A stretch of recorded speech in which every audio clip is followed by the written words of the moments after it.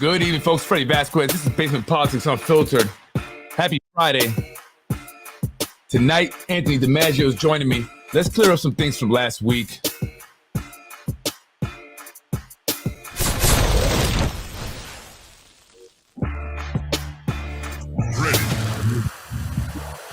Good evening, folks. It's Freddie Vasquez. This is Basement Politics Unfiltered. Tonight, Anthony DiMaggio joins me once again. Happy Friday. Let's clear up some things from last week's podcast where PBA President Keith Olson joined us. He made some comments that were contradicting those made by Anthony DiMaggio. So who was right? Let's find out.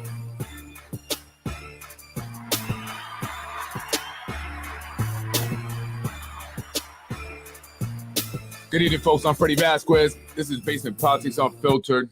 I got Anthony DiMaggio joining me. Good evening. I don't know what happened there. I think I hit live and didn't realize it, and I was testing out my sound bites.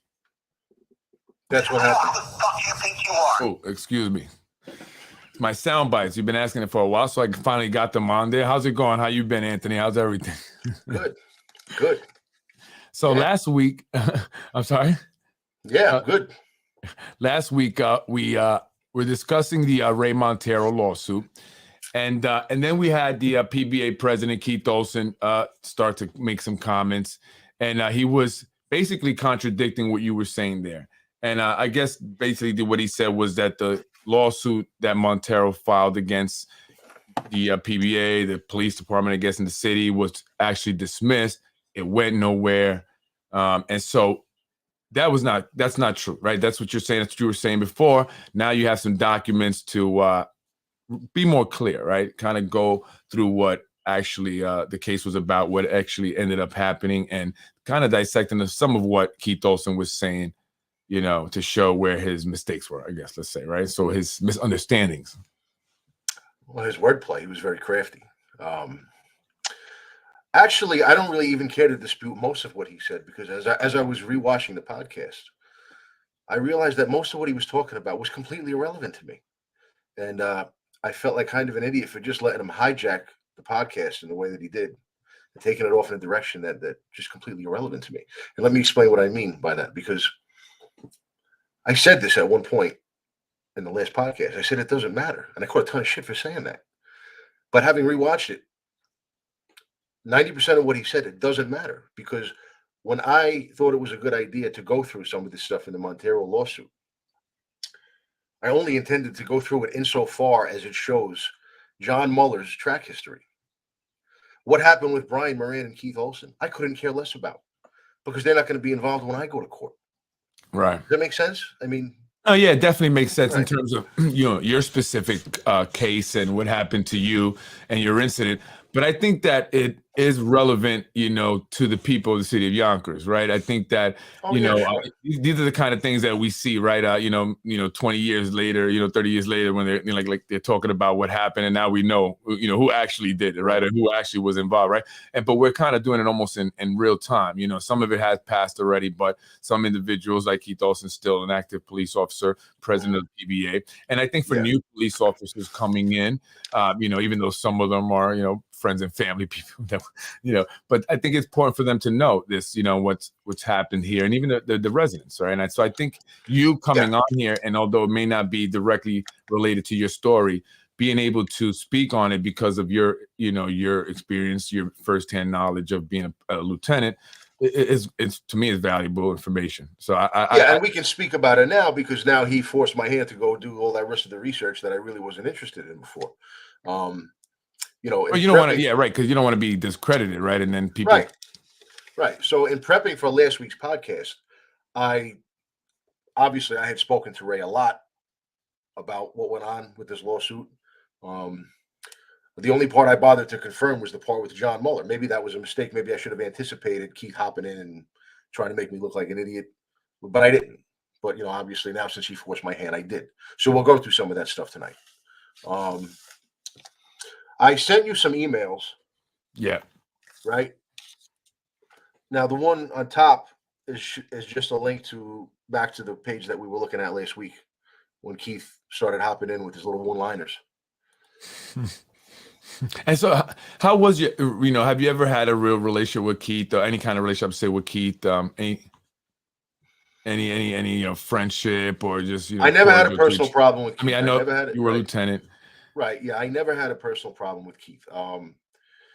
You know, he and I never, coordinated to go out hanging out together, but there were plenty of times, certainly, we were both out in the same place and getting along and throwing back beers together and whatnot and breaking chops and things like that. So, So you were he was cordial to never, each other. You got yeah, it he was never a nemesis of mine personally. You know what I mean? right. Still not. And you've never made him a point, or a specific target of what you've been saying, and someone that's been directly involved in your incident and what happened to you. You've said that, I don't think Keith had anything to do with it. So I just want to put that out there. Right. What email did you want to look first? Give me the name. Do you want to bring Oh, it it first? should say it should say in the subject line that it's a link to the Oh, case. okay. So Oh, what we're right. gonna do is we're Yeah, gonna go yeah. right back to where The we got link, I got interrupted you. last week. Right. And we're gonna cut through the middle section of that's an official court document, by the way. Because I went up to the federal courthouse in White Plains 2 days ago and I pulled the documents necessary to talk about all the other stuff that Keith was yammering on about last week. And while I was there, I looked at all the rest of the documents, and that document on the Justia webpage, this one was one of the documents that I pulled up on the computer up on Corapi Street in White Plains. Now, the first 9 or 10 pages give an introduction of the case. The And you made some accusations. notes, so right, you got some Right. notes there. Oh yeah, sure, just a few. We went through all this, the first 9 or so 10 pages last week, right? And then I'd say in the 28 to 30 pages that follow, the judges give their opinion and they back it up with citations to other cases, case law, things that had been decided in the past. And what they ultimately arrive at is that the requirements had been met for them to rule that the action of these 3 Olsonettes, Keith Olson, Brian Moran, and John Mueller, were a violation of Ray Montero's First Amendment right to free speech. The reasons why, we can touch on them a little bit. People can definitely go to this website and read it for themselves. Okay. Now, when this lawsuit was first filed, I think in 2015 is what I read. The district court, okay, it's a federal court because it's a First Amendment case. And by the way, that's important to talk about too, that the examination of the facts of this case was very limited in scope. It wasn't, is this workplace retaliation? It wasn't, is this harassment? It wasn't, is this illicit targeting? None of that stuff that you would have to go and file a lawsuit at the state level to have examined. This was very, very limited in scope. Was this behavior a violation of Ray Montero's First Amendment rights? That's it. The judges didn't care about anything else. So when Ray filed, the initial ruling of the district court, a judge named Karras, was that it was not a First Amendment violation because Ray Montero was not speaking in his capacity as a private citizen. Right. He was speaking, As a member during the of the course of department. his duties, right? Right. So they never got to the second thing that they would have had to examine afterward, which was, were the things that he was talking about a matter of public concern? Okay. They also never got to the third thing that they would have had to examine was, were these 3 guys, Mueller, Moran, and Olson, acting as state actors under the color of law? In other words, in their official capacities, right? So being that they ruled against Ray on the first thing, which was he speaking as a private citizen or not? They considered that to be what the lawyers call dispositive, meaning forget about the rest of it. This is over with. He was not speaking as a private citizen. Therefore, Right. the First Amendment doesn't apply. Okay. Right. He doesn't have that right. Right. They dismissed it with prejudice. Ray appealed. It went to the Second Circuit. In the Second Circuit, a panel of 5 federal judges overruled that decision. Right. They said that, and you can read it there, he was essentially speaking as a private citizen because when he was wearing his union hat, volunteering to be a part of union business, to be a union official, is not part and parcel of your duties as a police officer. It's above and Right. beyond. So That's it's more of outside, a right? it's more of a private democratic type of a thing. Right. Okay. So they ruled that he was speaking as a private citizen. Then they went on to the next thing that the district court never even got to. Were the things that he was speaking about a matter of public concern? And what they ultimately ruled were that yes, at least some of them were. The closure of the burglary unit, the closure of the Right. domestic violence unit, whether or not a complete screwball like Nuck Smith should be the police commissioner. Yeah. These And are that things put that the right. and that I'm sorry, and that put the community at risk, right? With these closures, like with people complaining about the firehouse, the lack of a firehouse at Ridge Hill, right? That puts the Right. people in danger. And so there Right. were true concerns. I just want to read this real quick here. This is from another website that I have access to. Because it says here, because plaintiff's union remarks were not made pursuant to his official duties as a police officer, he Right. spoke as a private citizen for the purpose of his First Amendment right to free speech. Taking the amended complaints allegations as true, plaintiff spoke in his role as a union officer, and his union speech was not composed of statements made as a means to fulfill or undertaken in the course of performing his responsibilities as a police officer. Because the specific question of whether the plaintiff's alleged union remarks were protected by the First Amendment was not beyond debate at this time of two individual defendants' alleged retaliation against plaintiffs. Under the claims as pled by plaintiff, those defendants were protected from liability by qualified immunity. Plaintiff had not alleged a plausible claim for municipal liabilities against defendant city. Right. Okay. So So let me explain a basically, little bit. go ahead. No, go Let ahead. me explain a little bit what that means. That's in the appellate court now. Okay. And after they got past the first two requirements, basically that Ray had to be speaking as a private citizen and that the things he was speaking about had to be a matter of public concern. Once they affirmed those two things, then they moved on to the third thing, which was, were the three defendants acting as state actors when they engaged in all of this behavior? The retaliatory fraudulent investigations, the transfer out of the special investigations unit. Okay. And I'm sorry, when you say state actor, right? Just for people maybe you mean working for the police, the government? Is that what you mean by working for the government? Right. Were they acting as state officials? Right. Okay, because they would have to be in order to be potentially held liable for violating Ray's First Amendment rights. Now, right then and there, by the way, whether or not they engaged in the behavior was never at issue. And that's very, very important to understand. They never even denied it. They just said, well, we're not liable for this by way of qualified immunity, which if you go back to the Justia page, right? If you scroll all the way down towards the end, the last few pages, it'll go right to the liability of the defendants.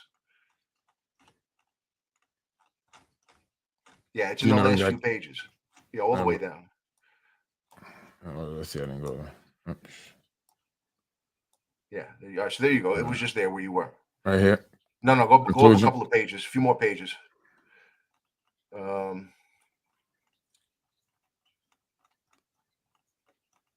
Right there. Okay. Liability of defendants Moran and Mueller.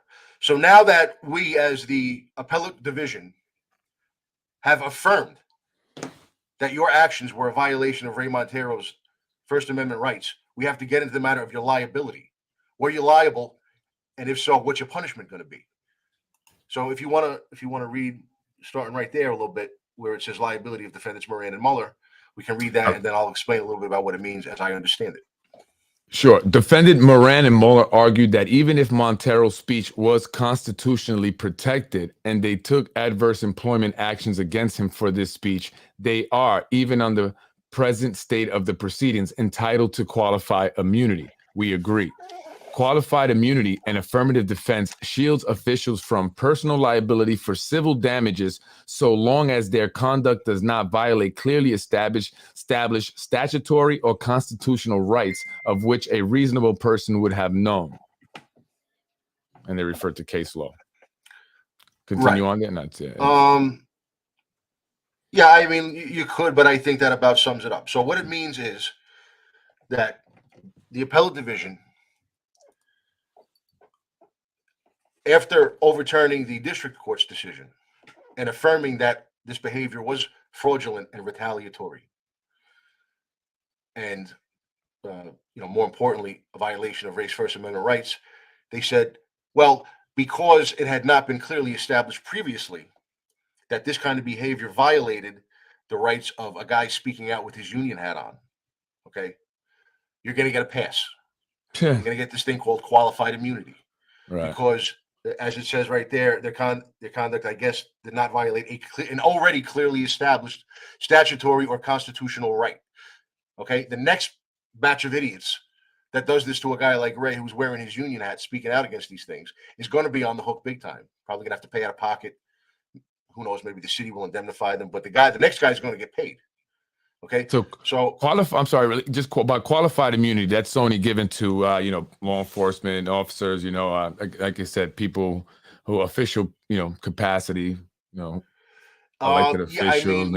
It's to government people. It's spoken about a lot in cases involving police officers, but it's not specifically for cops. But although it does pop up mostly, I think, from what I've read all over the place.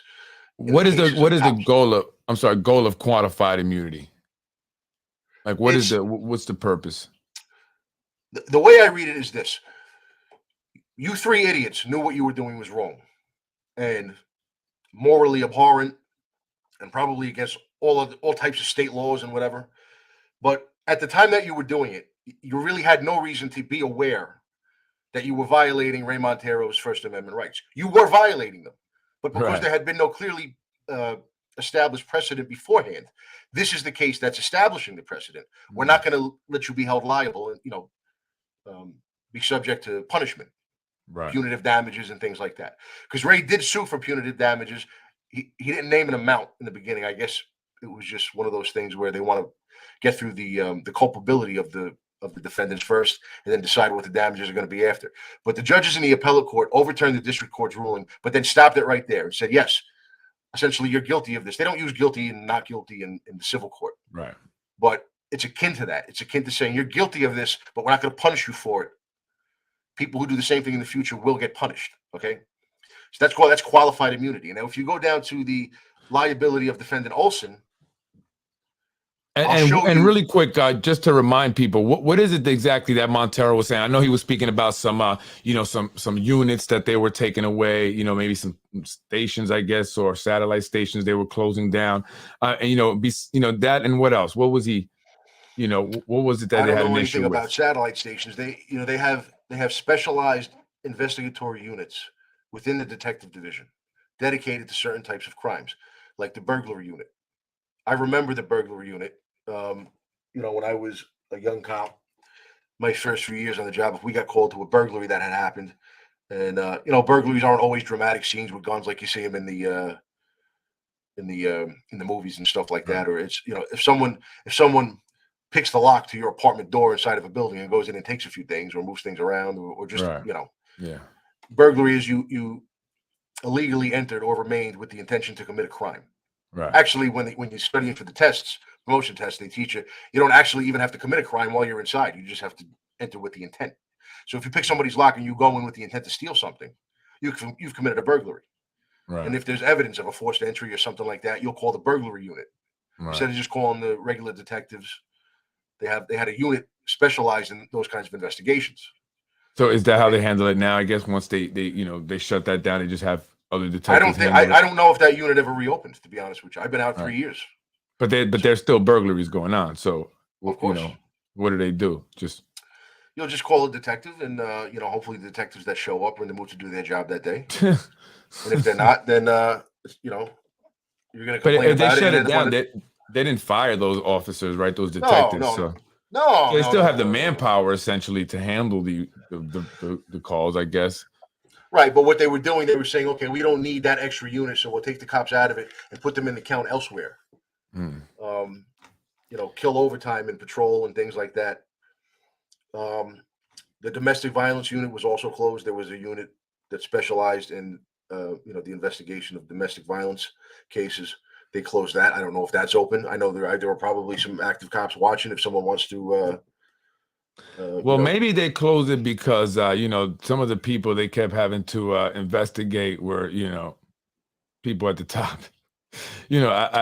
I don't want to say too much about a source, but just no, he's very reliable, and he's told me about a lot of instances where people got away with domestic violence stuff because of who they were.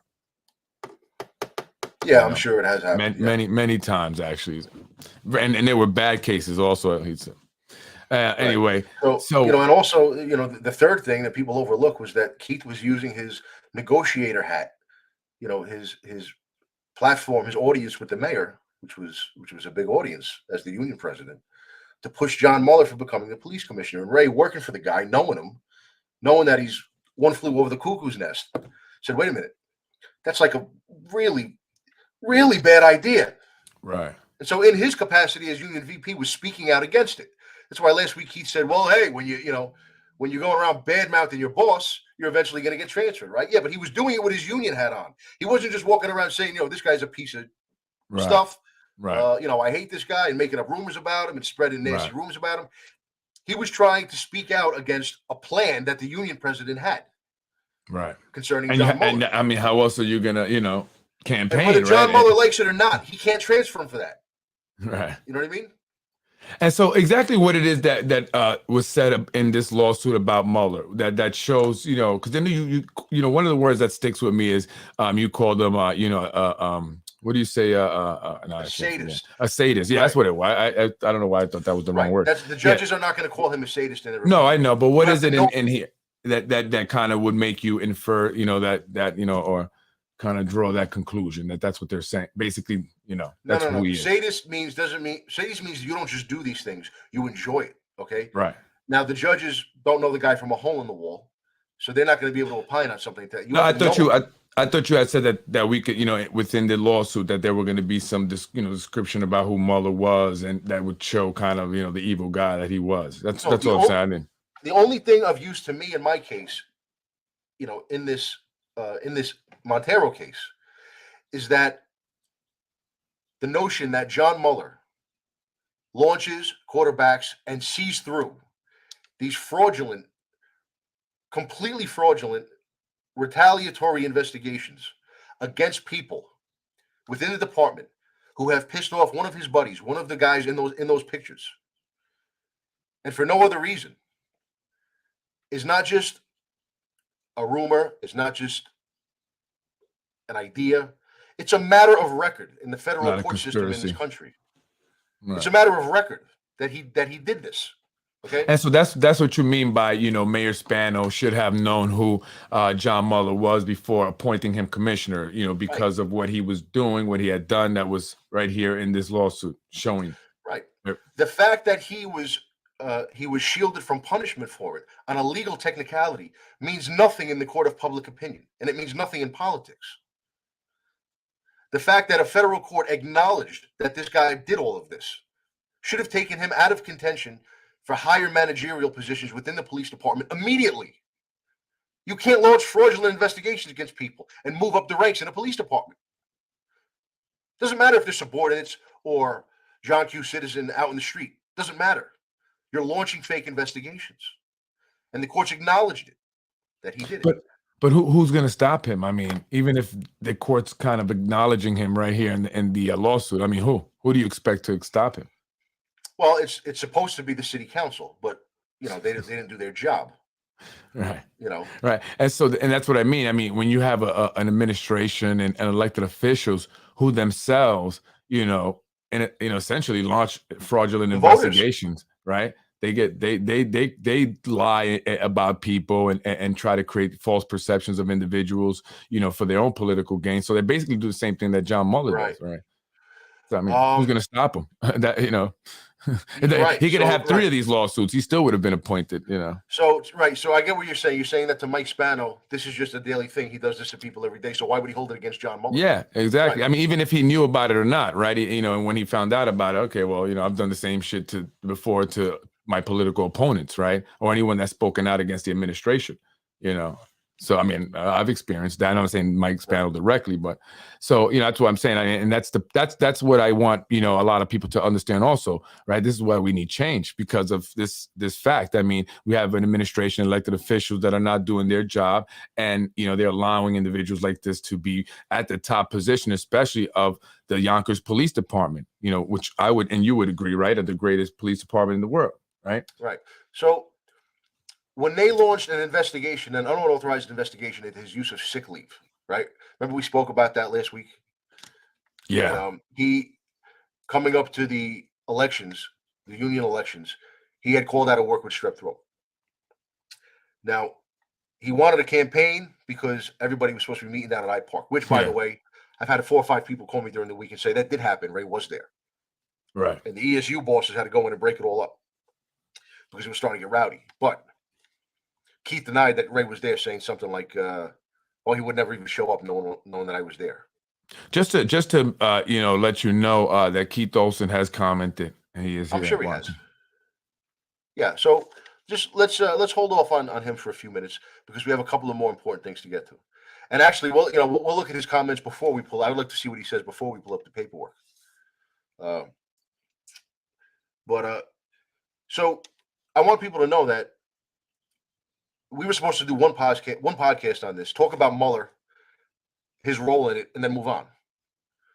But since Keith is trying to bring my credibility into question, now we have to talk about the rest of the case. Yeah, which I really wasn't prepared to do last week. Morphed into something else, So well, really quick in the lawsuit, right? Where would the point out to the people who are watching, right? Where is exactly that? And I've read that part, but where does it affirm the accusation, right? Okay. Let's scroll up a little bit. There is a page where it says that the judges are saying we're drawing all what's the word I'm looking for? All reasonable inferences in favor of the plaintiff. Okay. I don't have the page. I don't have the page number. I didn't write the page number down, but it's right there, right before they started getting into the liability of everybody. That's the very last page. It would have to be above that. Well, and then I want to read that part right there that I was just reading because maybe I want to understand it better. But I want to read that what you're saying first. Supreme Court establishment maybe can treat as persons context.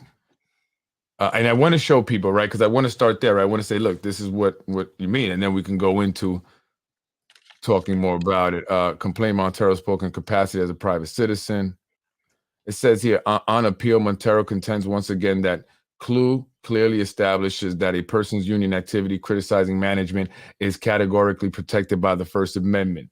But as noted above, CLUE was decided before Garcetti and focused solely on whether or not the union plaintiffs have spoken on a matter of concern.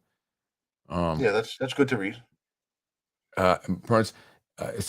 It is clear that the courts must determine both whether the plaintiff spoke on a matter of public concern and whether he or she spoke as a private citizen. Moreover, in Weintraub, we plainly rejected the notion that one is necessarily speaking as a private citizen when acting in his or her union capacity. Because the specific question of whether the plaintiff's alleged union remarks were protected by the First Amendment was not beyond debate at the time of Moran and Mueller's alleged retaliation against Montero, nor does CLUE hold otherwise, we conclude as a matter of law that under the claims as pled by Montero, these defendants are protected from liability by qualified immunity. Supreme Court establishes that municipality must be construed as persons in the context of violation. That's where they talk about the city getting off. They're letting the city off. They're saying Ray did not meet his burden of proof that the city really had anything to do with this. Okay. So I won't read that then. Policy was ratified by decision makers. Yeah. It is an amendment complaint. Montero stressed that the YPD, acting through its final policy-making officials, aided Olson and his allies in retaliating against him, and that the department adopted an unwritten policy in doing so by condoning and ratifying this action. The mere assertion that a municipality has such a custom or policy is insufficient in the absence of allegations of fact tending to support, at least circumstantially, such an inference. So obviously is what he's saying. I guess still talking about the city here. So let me just read the conclusion then. Sure. My throat, I don't know. I'm sorry. For conclusion, for the foregoing reasons, we affirm the district's court's dismissal of the plaintiff's First Amendment retaliation claim against defendants Moran, Mueller, and the city of Yonkers. Vacate the district court's dismissal of the plaintiff's First Amendment retaliation claim against defendant Keith Olson and remand for further proceedings. Right. Now, let me explain what that means. Okay. For the foregoing reasons, we affirm the district court's dismissal of the plaintiff's First Amendment retaliation claims against defendants Moran, Mueller, and the city of Yonkers for different reasons. Okay. The city of Yonkers, it was dismissed because Ray didn't meet his burden of proving that they violated his First Amendment right. He didn't make a good case against them. They dismissed it against Moran and Mueller with qualified immunity, basically saying that we agree that this behavior was retaliatory, but you're shielded by this legal technicality because no precedent had been set before. So go ahead, walk the earth, be good boys, don't do this again. So essentially, I mean, in a way, Olson is right and you're right? Because that's what I'm saying. He was playing words. So dismissed. It was dismissed. If it hadn't been dismissed, it would still be ongoing. Right. It was dismissed because of qualified immunity. Right. Nothing else. Not because it didn't happen. Right. Basically. So got a lot of comments here, actually. Sure. So why don't we go through some of them, and then I'll show you what happened with Keith. All right. Paul Costello, the civil courts will stop him and find the shit out of the city. Here, Keith also says, Anthony, your lack of understanding of the law is disturbing. Not one single accusation in this lawsuit was affirmed. False. The lawsuit was dismissed before it even ever got to that point. False. Right? That's what he says. False. He's lying. Of course, let's hold on to the facts when you were saying, hold on. Your credibility is shot due. You're consistently misinformed. And then so we have Larry. I'm sorry. Go ahead. You want to go ahead? I was going to say, let's go back and go through that with a fine-tooth comb because it's in there. Larry says, I was confused after the last podcast because that guy kept interrupting. Now I get it. The Squirrel Master is basically on court record of retaliatory behavior in the workplace. The lawsuit was dismissed before we had the opportunity to challenge any of the accusations. And this is a good comment here Larry makes really quick. The outcome of the case doesn't matter. It is, however, very important to this officer's case because the same retaliatory conduct was done again. Who cares about anything else in that old lawsuit? So basically, it doesn't matter because it's showing the retaliatory behavior of individuals within the department. And that's basically essentially what you're saying happened to you. Right, it was retaliation. So regardless if it was dismissed unqualified immunity, that does not matter. The retaliation still happened. All right. So now you know what? You can pull it up again, and you can scroll through it over there. Yeah, you're right, Larry. You're right. So you have to I'm going to find you the language where all reasonable inferences are drawn in favor of the plaintiff. Yeah. Okay. So we can be, show specifically what you're, because again, this is not everyone, you're not either. I mean, you're probably more than me because you're an officer, but we don't, this legal stuff is not always easy to understand. And I never understood why these contracts, when I read them and these, lawsuits and I have these crazy terms and words, just talk regular English. Yeah. They speak in tongues, in a courtroom. That's why people are scared of attorneys, mea culpa and all that other stuff. Right. And I also have, if it's helpful, I have access to LexisNexis. I can pull up other stuff, different files. Keith, you got to understand where Keith is coming from. He's the sitting PBA president. What else can he do except, try to sabotage the podcast by coming on and denying everything? And trying to say that my understanding of the case is all wrong. I read the full thing. This is the opinion of the appellate court judges, all 5 of them, and I'm going to find it. I mean, I want to be fair and let Keith Olson and anyone else, for that matter, give their side. I understand I think you it's let important. him talk, but I'm just trying to explain to the other viewers what he's trying to do. Sorry, but I missed the first few minutes and don't remember specifics of Ray's case. Was he removed from your union? Initially, right? He was. Ray was removed from the union. What happened was Keith sent Billy Pataki and a couple of the other union board members around trying to get signatures to kick Ray out. He had to get a certain amount. I think it was 50 something out of 450 or 500 PBA members. It took him 6 months to do it, which violated the union's bylaws. He had a month to do it. It had to be done before the following meeting. All right. It took him 6 months. He was hanging the petition on all of the precinct walls. No one would sign it. Mother was throwing a pissing match up in the 4th precinct because nobody would sign it. Eventually, he did get the 50-something signatures, all New Jacks who didn't know Ray from Adam. So we kicked him out of the union. Ray challenged that, and at the in the state court, he ran into this judge named Neary. Judge Neary, I can't remember his first name, and he was just part of the boys' club. He was friends with Andy Quinn. Let Andy Quinn do the hearing from a beach. And really quick, and not to get sidetracked, but I always have to just touch on these points. Yeah. This is the issue. Why I, the problem or the reason I'd say why I mention the fact that many of our city court judges are simply appointed because they're part of the Friends and Family Network. I've been talking about one specifically, Alexandra Bessesi, who just comes out of nowhere, gets appointed city court judge. Right. And that's why. I mean, because of issues like this, they come up, they go in front of these judges now that they've been appointed because of, the people that are elected now and all that, and they're going to go against you, right? They have to pay that favor back. So it's scary to think that, now that I know what I know, that there are judges out there that, they're not going to do the right thing.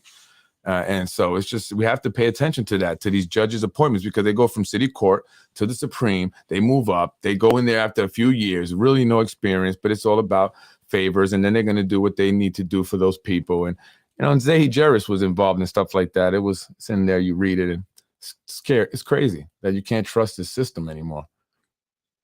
I mean, look what happened to you. You're a lieutenant, man. Flawless record. It's not supposed to happen to you, Anthony. Right. And you're white. Well, that doesn't mean shit. I mean, shit. For some people, they'll say that it does. It means a lot. And I don't want to make it like I'm being funny, really. But I mean, just saying, you had everything going for you. I mean, this should not happen to you. It's just crazy. Keith is there. Right? I know he is. Did they continue to deduct his union dues? I'm sorry, quick. Some people told me that they did, and that was a major point of contention. I didn't talk to Ray about that. Probably, because why not steal from him, at the same time that you're doing all this other stuff from him? You have mayoral immunity, so you're not going to get in trouble for it anyway. All the money you're stealing from the members is going to the Spano crime family. It's going up to Boss Tweed, Nicky Boy 703 account, Empire Strategic Planning. So what's he going to do? Punish you for it? You're giving it to him. You're giving it to the Spanos.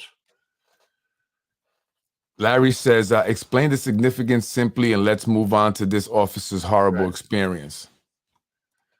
A vote was held at an open meeting on whether to kick him out of the union. The vote was overwhelmingly to kick him out. Okay, so here you go with Keith telling stories from union meetings that can neither be proven nor disproven with any paperwork, with anything except the accounts of people who were there.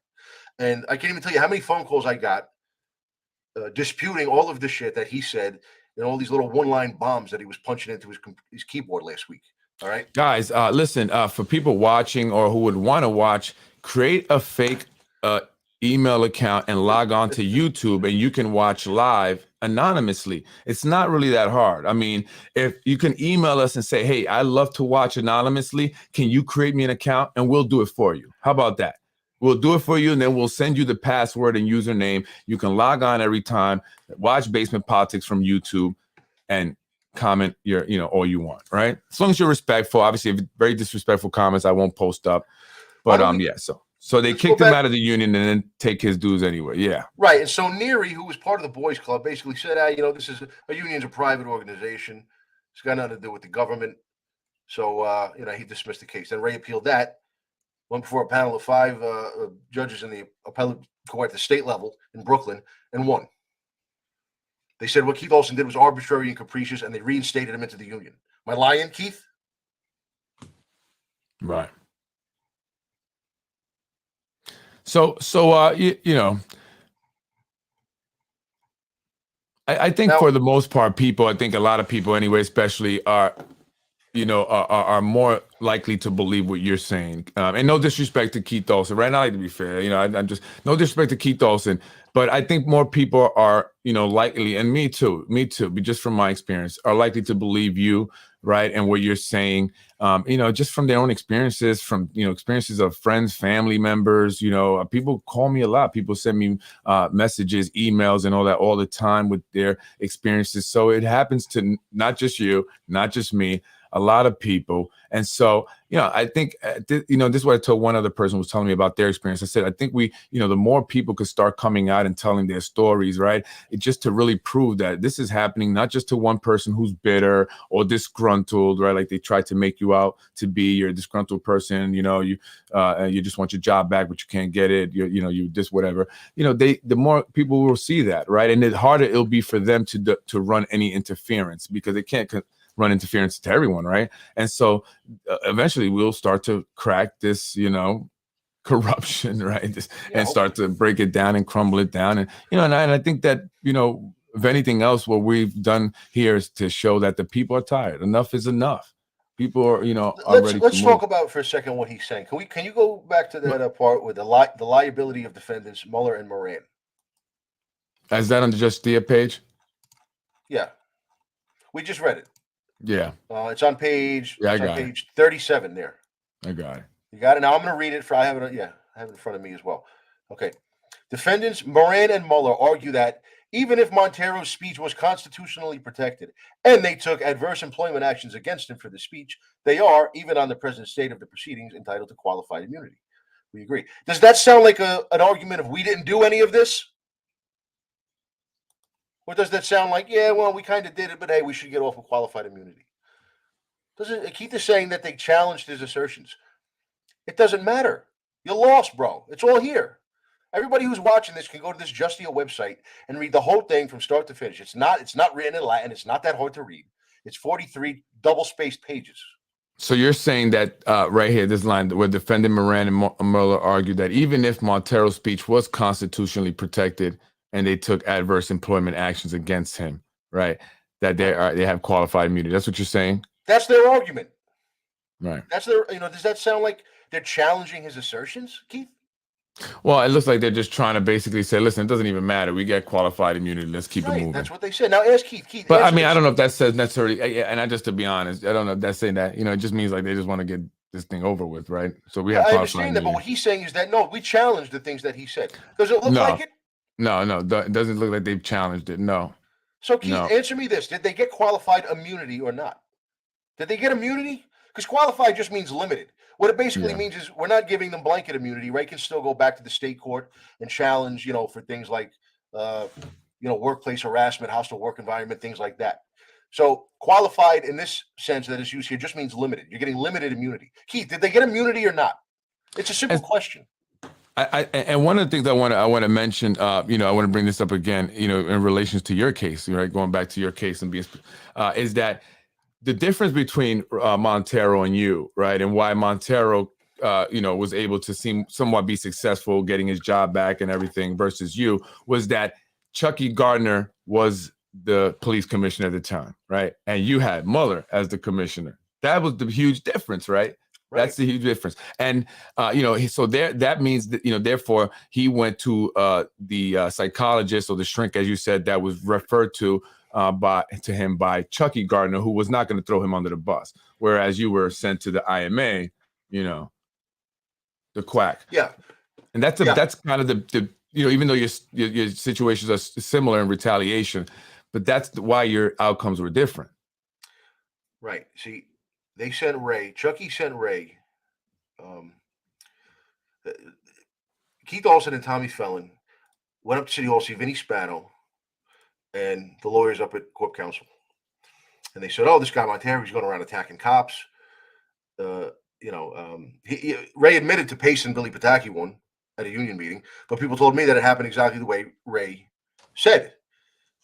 That Billy tried to block the door, not to let him leave, put his hand up to try to stop him physically, and Ray just smacked him, and then a big brawl broke out.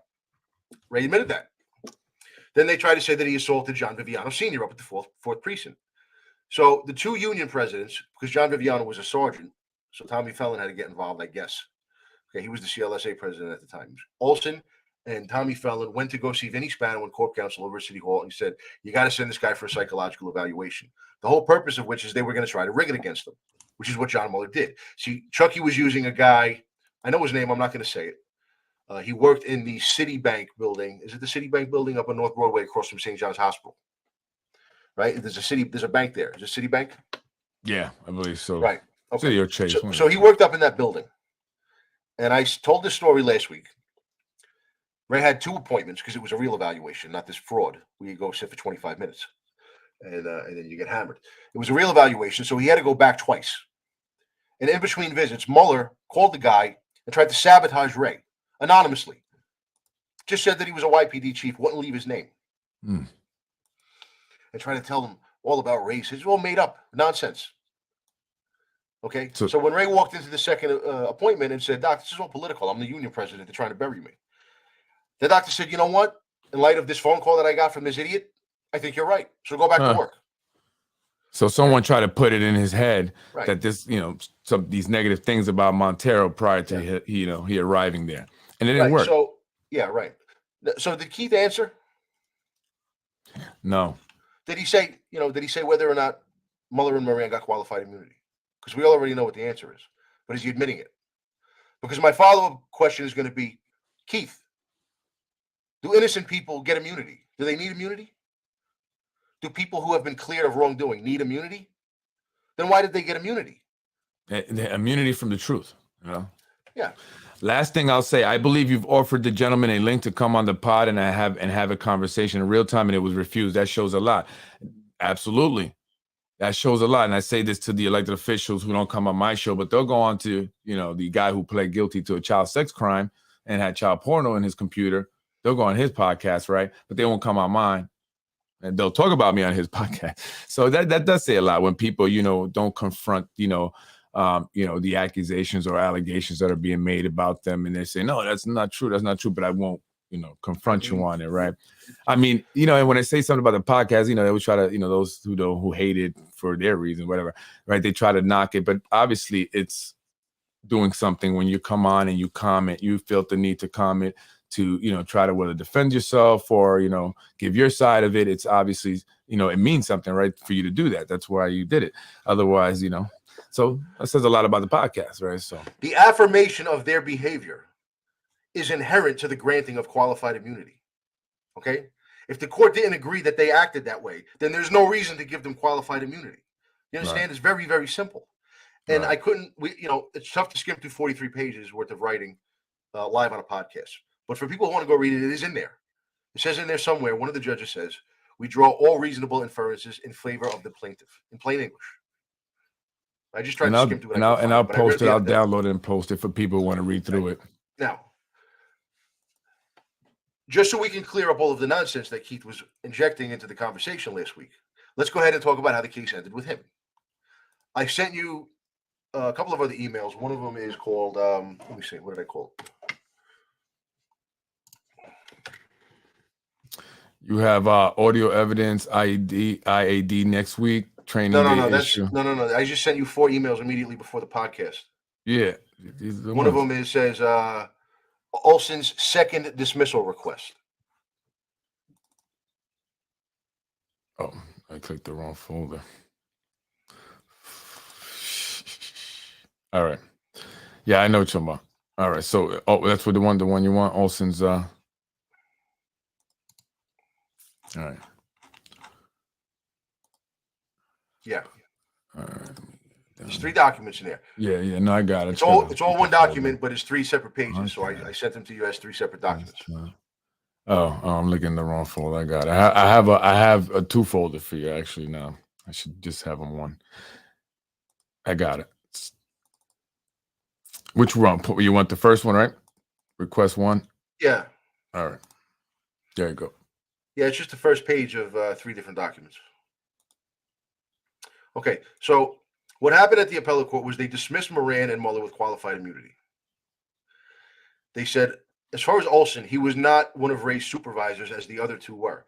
So it's still murky as to whether or not he was acting as a state actor, which is necessary for him to be, deemed to have violated Ray's First Amendment rights. For some reason, they decided not to treat that matter right then and there in the appellate division. They kicked it back to the district court. This Judge Karras, who was the guy who initially dismissed the whole thing in the first place. Right. All right. Now, when it went back to the district court, Keith Olson and his attorney, Andy Quinn, the PBA attorney, I guess realizing that the worst that was going to happen to Keith was that he was also going to be found to have violated Ray's First Amendment rights and also get granted qualified immunity like his two friends did, wrote a letter to the judge basically saying that. Right. And so we'll just read the first paragraph.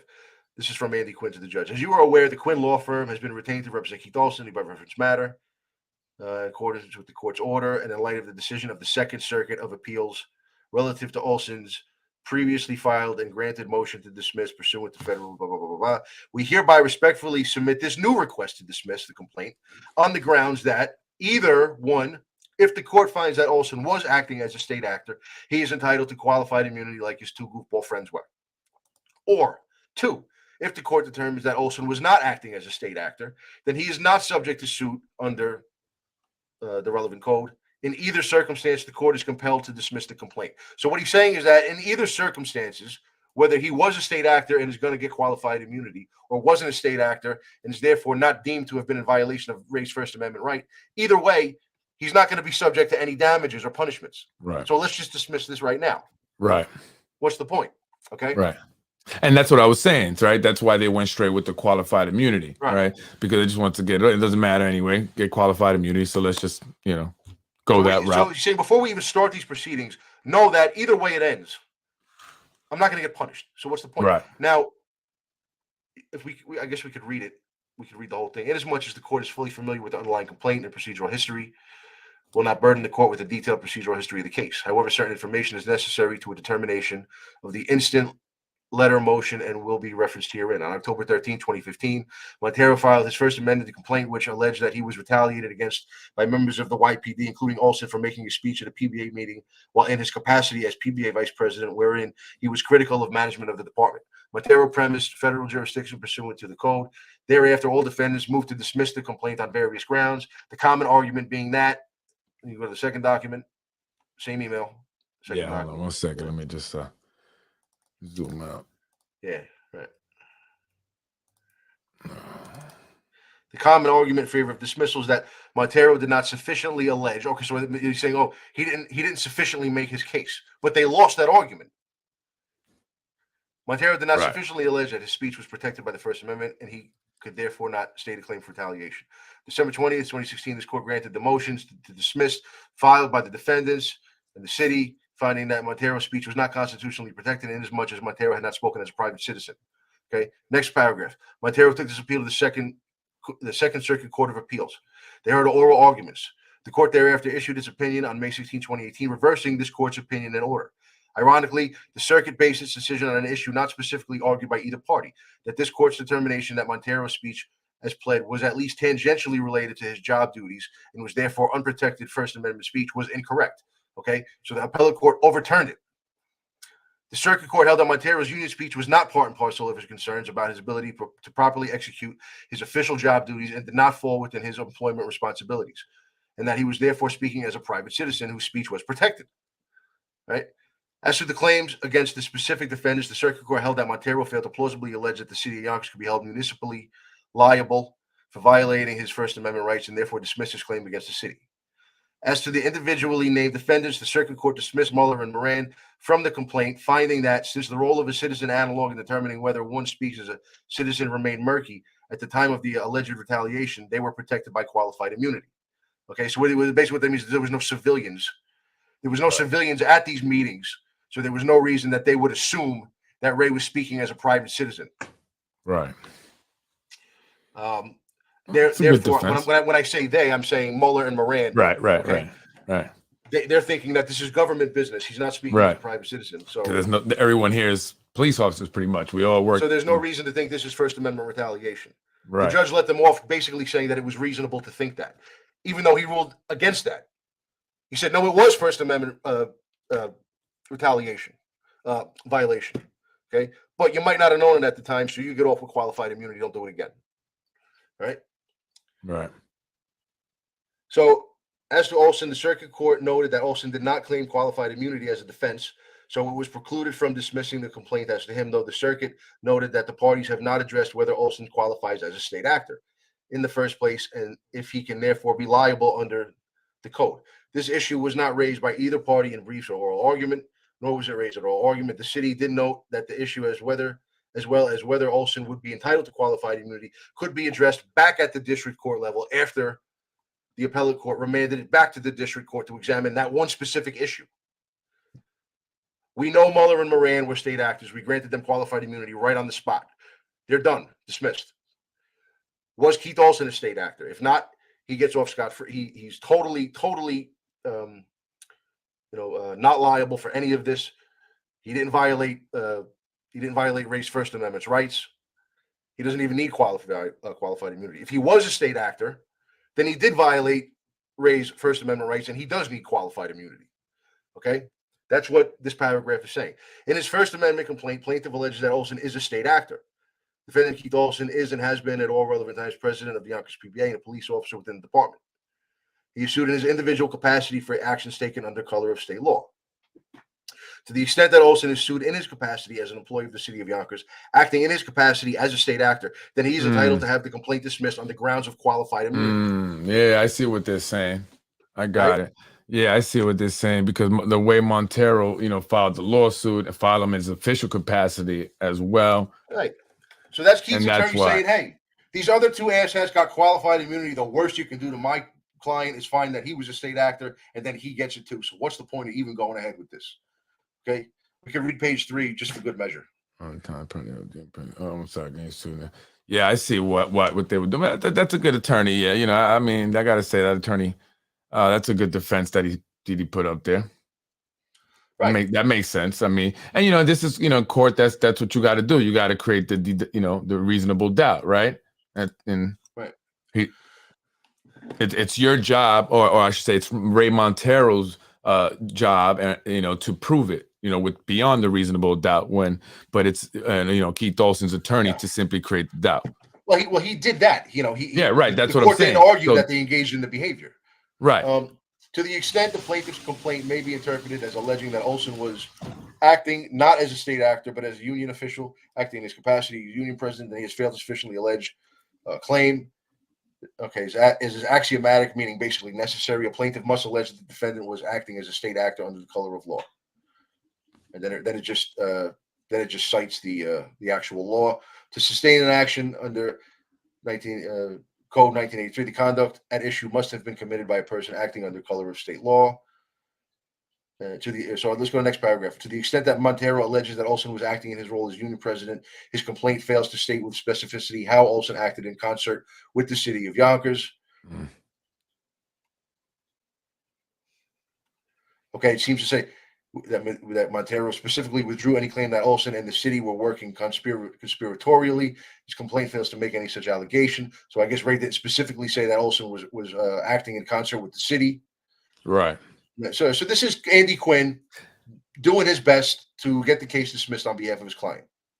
Yada, yada, yada. The case was ultimately dismissed. That's right. Now let's get to why it was dismissed, Keith. All right. Let's go to Chris Watkins' response. That was Ray's attorney, worked for Sussman at the time. All right.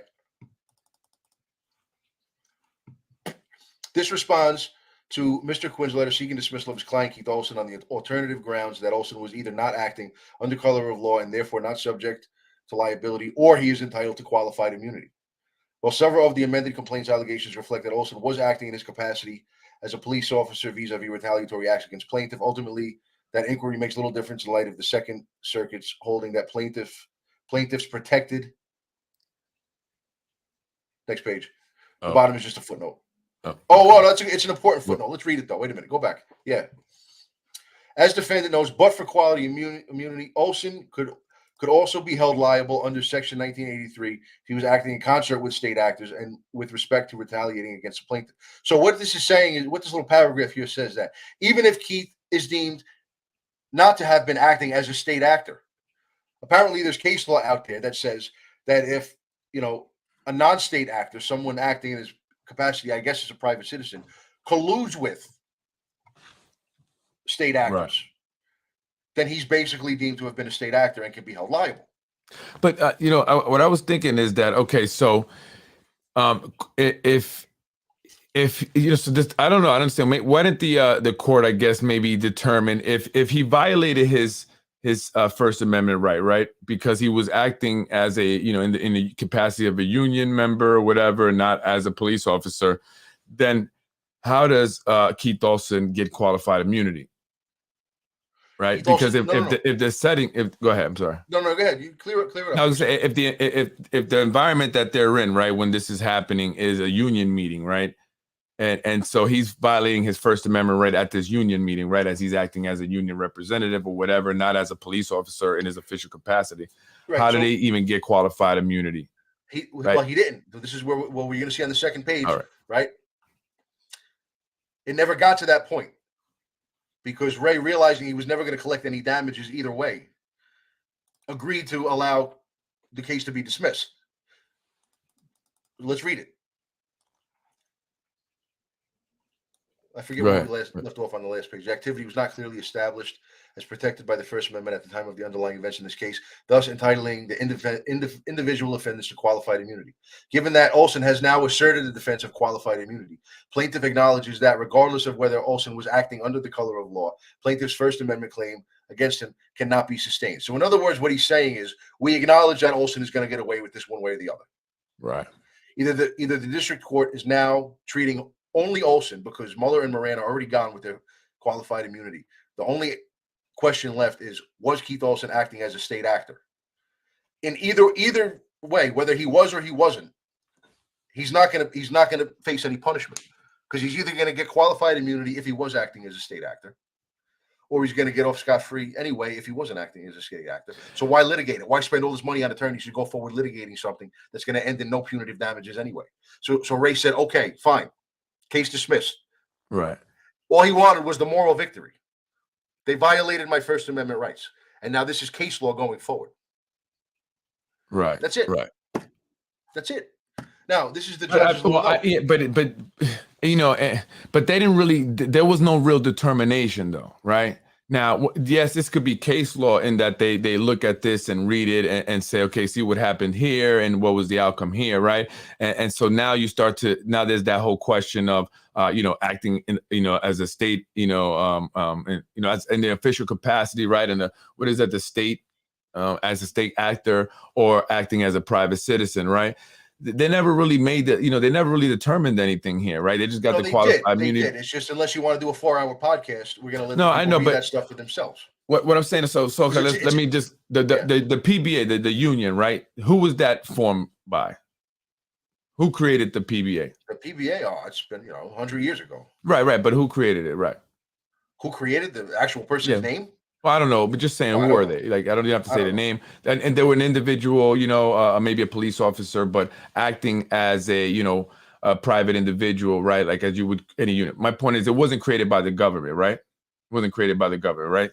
So if they're acting in this union meeting, right, no one is acting as a state actor, because that has nothing to do with the state, right? The government. That's why it was murky as to whether or not Keith was going to be deemed to have acted as a state actor because of his collusion with Moran and Mueller, who were clearly acting as state actors. They're not members of the PBA. They weren't at those meetings.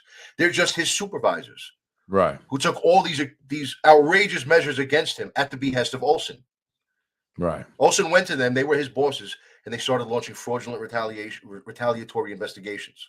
They transferred him out of SIU. They had him arranged for him to go to a shrink. It's right. They went after him with both barrels. There's two separate cases here, really, ultimately, right? There's two separate cases here. Then I think that, and I don't know, maybe I'm getting it wrong, but it seemed like it was being combined. You have a First Amendment, case, right? Your violation of your First Amendment case, and then you have a retaliation case, right? A workplace retaliation case. They can't really. I mean, I get it, because the person spoke out, he got retaliation, but violating his First Amendment rights would be like, prohibiting from being able to speak out. And I guess, they don't want to do that because of retaliation, but that's two separate cases, I think, right? So, when they were acting, and he should have just focused on, I guess, the First Amendment right one, right? Because that's where, they basically shut him down and not allowed him to freely speak and say what he wanted to in this meeting, right? Because he feared retaliation in the workplace, right? So he didn't fear it. That's the thing. He didn't fear it. But he got it though, right? He got retaliation, right? And maybe he's not fearing it, but he knows that it is possible, right? So what he's doing in a private capacity, right, could affect his, official capacity, right? But he has to kind of prove that, right? And I don't know if he really necessarily did prove that all the way. And so I think he should have stuck with just the first. What? Well, the First Amendment lawsuit in the federal court was the only one that he did. What do you mean? Did he what?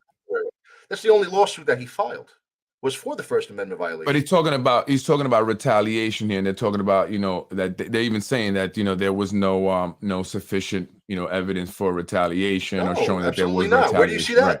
Where do you see that? No, there was. I'll have to get it back. I was reading a bunch of different stuff because I have different files anyway. But my point is this: that was all it was all unofficial, right? I mean, well, not it wasn't. They weren't acting as in their official capacity as police officers. This was outside of work, essentially. No, right? Mueller and Moran definitely. Right. Mueller and Moran. I'm not, but aside from that, so fine, they get the qualified immunity. But Olson, right, as the PBA president, wasn't acting in his official capacity, right, doing his job as a police officer. That's what was about to go under examination back in the district court. That's when these letters were submitted. Because Keith Olson said, "Hey, before we even get into examining this, you should recognize, Judge, that the worst that's going to happen to me is that you're going to deem that I was acting as a state actor, and then in which case I'm going to get qualified immunity, just like my two buddies did." That's the worst. But how would they come to that conclusion? Probably by citing the law that was in that footnote, that paragraph on the previous page. Sussman or his guy Chris Watkins would have said, look, he's colluding with people who are already deemed to have been behaving as state actors, which, according to this case law cited on the bottom, makes him a state actor too. As defendant notes, but for qualified immunity, Olson could also be held liable under Section 1983 if he was acting in concert with state actors with respect to retaliating against plaintiff. Okay. I think that kind of muddied it up by throwing Moran and Mueller in there. If he had just kind of filed it against Keith, right, and then that would have been easier to prove that they, that it kind of seems like that whole whether they were state actors or not kind of. No, you have to file it against Moran and Mueller because they're the ones that took all the actions. It was like Keith was the one. He was, the boss almost. Right. He was ordering all of this stuff. Not really. I mean, they were willing participants, but. I guess what I'm saying is that he should have just said, listen, my First Amendment right is being violated here. That's what he said. Well, hold on. If left out Mueller and Moran, just simply saying that my First Amendment rights are being violated here. I'm afraid to speak out. I have spoken now. I have gotten workplace retaliation, and so I no longer feel comfortable speaking out or saying anything I want. But it's vital and important that I do speak out because of X, Y, and Z. But without leaving, without including Moran and Mueller, because now you got to prove all that stuff, right? I mean, because you have to prove what they were doing also. Right. And then now you start throwing in whether it was state actors or not. But if you just kept it to Olson only, he wasn't acting as a state actor because they were in that union meeting. Right. That had nothing to do with any other potential state actors or not. Right. And I think that's kind of threw it, made it more complex and made him have to. If you don't bring Mueller and Moran in, then how can you bring in all the retaliatory stuff that they did? Because that's what the case was about. It was about being transferred out of SIU. It was about Moran, launching unauthorized investigations without the approval of his captain. Well, you can show that happened without, having to bring in Mueller and Moran. Just saying that because, ultimately that result, that was Keith Olson's, he did that. Whether Moran and Mueller, actually were the ones that signed off on the transfer or whatever, but it was the result of what Keith Olson wanted based off, me speaking out at this meeting, my free, my speech, my First Amendment right. Right. You know what I'm saying? And then look, I don't know. Maybe it could have been done a million different ways. Right. But, I get it. Hindsight is 20/20, but it just, I believe, I understand what you're, Ray Montero saying and what you're saying. And I'm not even discrediting you or not believing you. And doesn't change anything for me. But I understand also where, what Keith Olson may be saying here as well. It's just what I'm saying, and Right, so but look at what he's saying right now. Leave that the comment law, there. yeah, the Again, law we is the never law. got. There, I'm sorry. Go ahead. Go ahead. Go ahead. I was going to You read. The read it. law is the law. There were no grounds for the lawsuit, even if that allegations were true. Again, we never got to the part where we have to challenge his ridiculous allegation.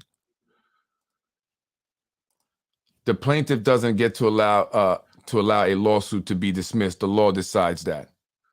You couldn't be more wrong. I guess you were saying That's something. false. There was no determination that any of the allegations actually happened, and that's what I'm saying. Like there's no real determination, right? They're saying even if it did happen, right? And I've said that sometimes too. Like even if I was lying, or even if I did do that, I wouldn't do this. But even though I didn't do that, right? So that's why I was kind of looking for it. I just wanted to, that's correct, Freddie. I did not even request qualified immunity. That's what he's. The plaintiff can agree to have the. Listen, I'm not a lawyer. The plaintiff can agree to have the case dismissed if the defendant has requested it. Funny guy. Listen, right. I'm not saying it was. He could dismiss What I'm and saying just is, say, I don't want to go through with this case anymore, this lawsuit anymore, and it can be dismissed based on Keith that. requested a dismissal.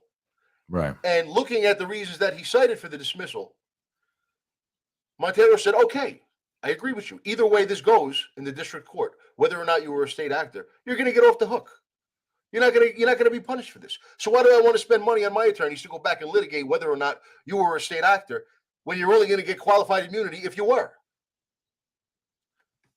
That's not how it works. Keith, did John Mueller and Brian Moran get qualified immunity? Yes or no? Simple question. Did they get qualified immunity or not? And they could say that they've gotten they got qualified immunity simply so they didn't have to go, that they went with that simply so they didn't have to go through a long drawn out. No, qualified immunity is not a plea deal.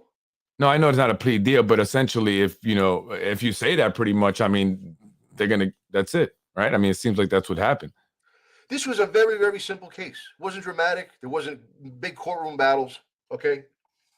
Very simple. He said, yes, they got it. They got QI. Yes. Okay, why? Why did they get immunity? Do people who are deemed innocent of the charges against them get immunity? Because they requested it, and they got it. Who requests immunity? Hey, Your Honor, I didn't do any of the shit this guy is accusing me of. But can I have immunity for having done it? Does that make a wink of sense? They're acting with the QI they're acting within the scope of their employment. No. Well, I don't know. That's not what it said on the other page, though. It said No, false. QI means you did something that was a violation of his First Amendment right. But because there was no precedent establishing that beforehand, you might not have been aware of it.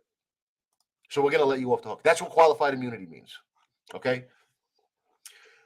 And you can read it. It said somewhere in the document that we were reading from Justia, and it even says that you can go to like Wikipedia or something, read all about qualified immunity. Well, I think that we went through this case. It doesn't have something where, I can say, look, Mayor, you screwed up.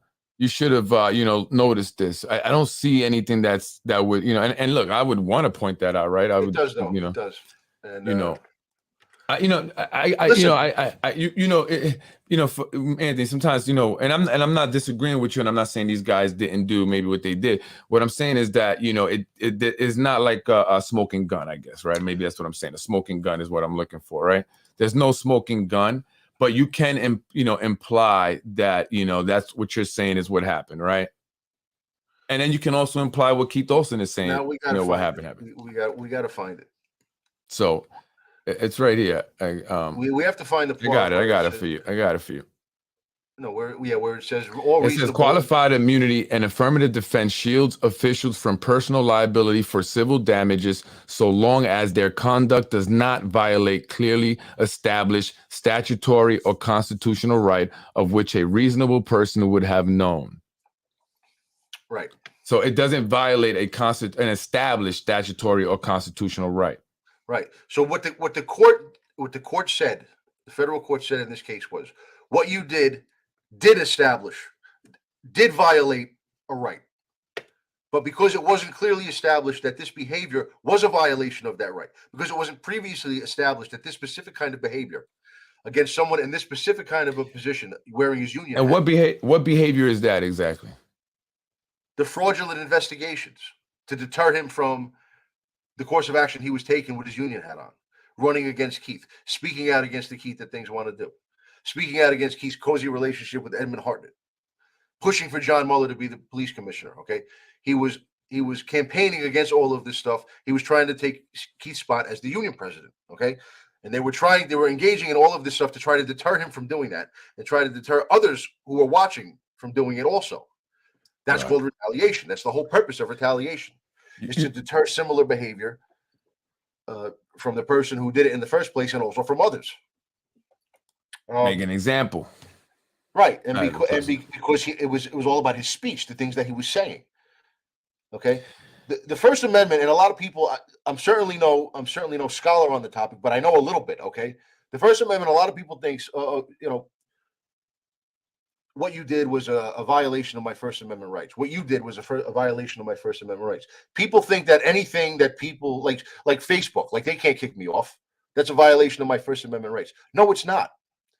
The First Amendment only applies to the government. The government can't persecute you for speaking out. Well, the thing with Facebook is that when you sign on to it and you create an account, you agree to certain terms, and so therefore, right, they're a private company, right? So you're using their service. Right. So if they want to kick you off, your pictures are no longer yours, so you can't sue me if I use your picture you put on a social media site. Just letting you guys know. Well, whatever. But I mean, if you say something that they personally deem to be, wild or inappropriate or hate speech or whatever, they can kick you off anytime they want because they're a private entity. The government cannot take retaliatory action against you for speaking out. Maybe a silly question, but this seemed to be an internal union issue. I always thought qualified immunity was meant for police actions during the course of their duties, pursuing suspects, not with respect to union issues among themselves. Right, and that's what they're saying, that, why do you get qualified immunity if this was, not acting in their official capacity, as state actor? There's a difference between qualified immunity and indemnification. Indemnification means there you go. The city covers you for, the city basically absorbs the liability for your actions for you. In most cases, there are exceptions. Right. But no, qualified immunity, it's all about precedent. The court accepts as true all factual allegations in plaintiff's amendment complaint for purpose of deciding the motions. Yeah, and and I saw that too, and I saw some. Can you pull that back up? I saw some other things that kind of just confused me a bit, and which is why I was asking you, what specifically is like the smoking gun? Right. And look, I don't understand why Keith is putting now. The court accepts as true all factual allegations in plaintiff's amended complaint. Yeah, that's just he's just putting a quote from one of the pages there from the lawsuit. He seems to be showing us the one that I'm looking for. I don't know why he would do that. The court accepts as true all factual allegations in the plaintiff's amended complaint. Why is he showing us that? Doesn't make sense. Keith, please explain why you're showing me the sentence that I'm looking for. Well, then explain it. Freddie, send him the link. He's got to send me his email.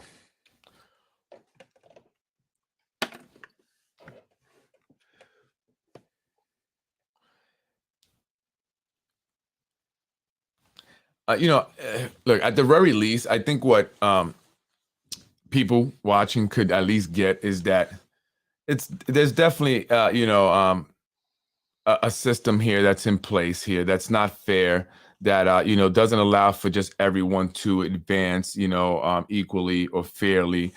You have to know people a lot of times, and and in this situation with the union, right, wanting to become a union president, right? I mean, obviously you got to know somebody, you got to be tied in with the administration and those that's running the show at the very top to be able to get into the PBA president seat. And that's because that's tied to Empire Strategic Planning. They have those contracts with them, and obviously Nick is going to want that to continue. So that whoever they have as the president of the PBA, the CLSA, has to be someone that's going to play ball, right? And so that's not everyone. And so obviously they're, in a way it's rigged. And I think that we can definitely, say is true. And we see that just based on who are the same, the individuals that have been in these positions. And, and quite often time they go from one position to the next position to the next position, right? And it's the same people, and so we see that. So at the very least, I think that's what we can get from this, whole podcast tonight and lawsuit, is that you want to become union president, PBA president, or CLSA president, advance in many positions here in the city of Yonkers. If you don't know someone, you're not going to probably get it. And if you try to say, well, I'm going to do it anyway, because I've seen this happen. It's not just this guy, right? Montero. Has been other people that wanted to do, go against the grain, and they get, retaliated on. So that's the overall, I think, message, and that we can get out of this, right? Right. That's what Louis means when he says, you want to play it? The members vote for the board members, including the president. They decide.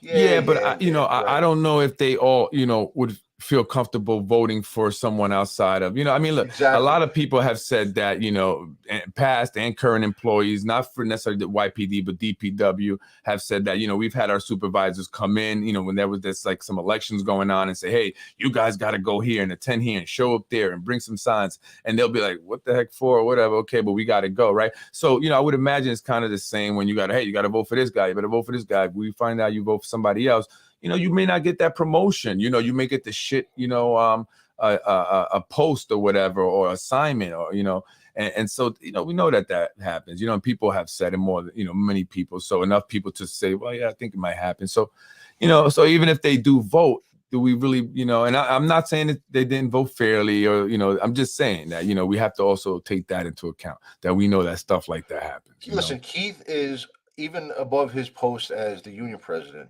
He's a made guy in the Spano crime family, okay? He has their full support. Now, for Montero and Santabello, who was one of his running mates, and Hector Cartagena and those guys, for them to Santabello? Me.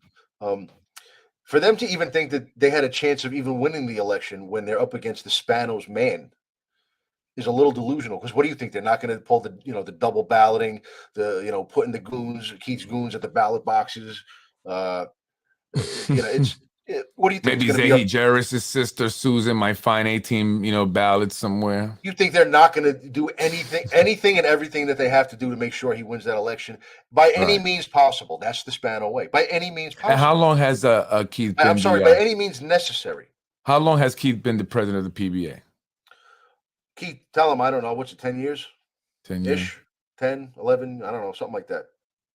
And is there ever like an understanding that maybe, we got to freshen things up a little bit, and kind of have some change and new perspective? We got a lot of new people coming in, young cops. Maybe we need some new ideas up there. No. What there is there's an understanding that if you think that way and dare to even speak about it, we'll fucking destroy you, like we did to Montero, like we did to DiMaggio, like we did to countless other guys. And then when they start the podcast about it, we'll come on the podcast and try to run interference with bullshit, little one-liners. Every minute. Keith is a seasoned politician. They used to call him Boss Tweed.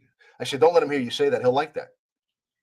I would love to. I call Keith Pete, the Walt Disney character. I would, and look, it's funny that he says this comment. Countless others named them, and I was going to say this. I would love for, people to come on and really, whether you love Keith and, he's right, or you don't, you love Anthony, or you agree with Anthony and he's right. I would love to know what's the consensus, especially among the police department. I mean, again, it's not difficult to create a fake account, right? And, go to Starbucks, use their Wi-Fi and make comments, go on YouTube or Facebook and, watch the podcast. You don't have to do it live. You can watch after and make comments. If you don't want to hook up to your IP address, if you feel like they're going to really go that distance to identify you, then go to Starbucks in the Bronx. I don't know how I know this stuff, but go to Starbucks in the Bronx, buy a brand new pad or whatever. Don't use your phone or whatever. Get a burner phone or an iPad brand new. Don't use a credit card. Use cash to buy it. Send someone into the store. And then I just wrote down 4 names off the top of my head. Now, Keith, hold on, and then you can log on, and then you can comment, and then I can get a consensus. I want to know, because I want to know, is Anthony right? Right? Do you guys feel what Anthony's saying, or is Keith Olson? Come on, guys, you can do it. Fake accounts. Let's get a consensus going, please. It's not hard. So Right. And again, let's go. There's one more thing that I sent you that we could take a look at. yeah, right. Like people making anonymous comments on Yonkers trip. Yeah, you're right. Yeah. I agree. I mean, it wasn't me. I agree. I don't either. I never hid behind it. I Neither respect do I, that, buddy. Key. You saw my signature there when I commented on the Yonkers trip. Why don't I'm we sure just you go saw out it. for beers, give Anthony his job back, invite the mayor and Vinny, and let's just say this shit was crazy. What the hell's going on here, guys? Anthony, No, I don't. Yeah. I'd rather rearrange my sock drawer on a Saturday night. Listen. Anyway. I sent you one more thing, okay? Now we'll take a look at it because it's going to be very important going forward, and it's pretty interesting. It's a silly, cheesy little chart that I threw together, a little graph type of a thing that I threw together on the floor. Right. That's what Mueller said to Montero when he pulled him behind closed doors, and scolded him about speaking out against himself and Ray at union meetings. I don't know who the Montero's response, city strategy.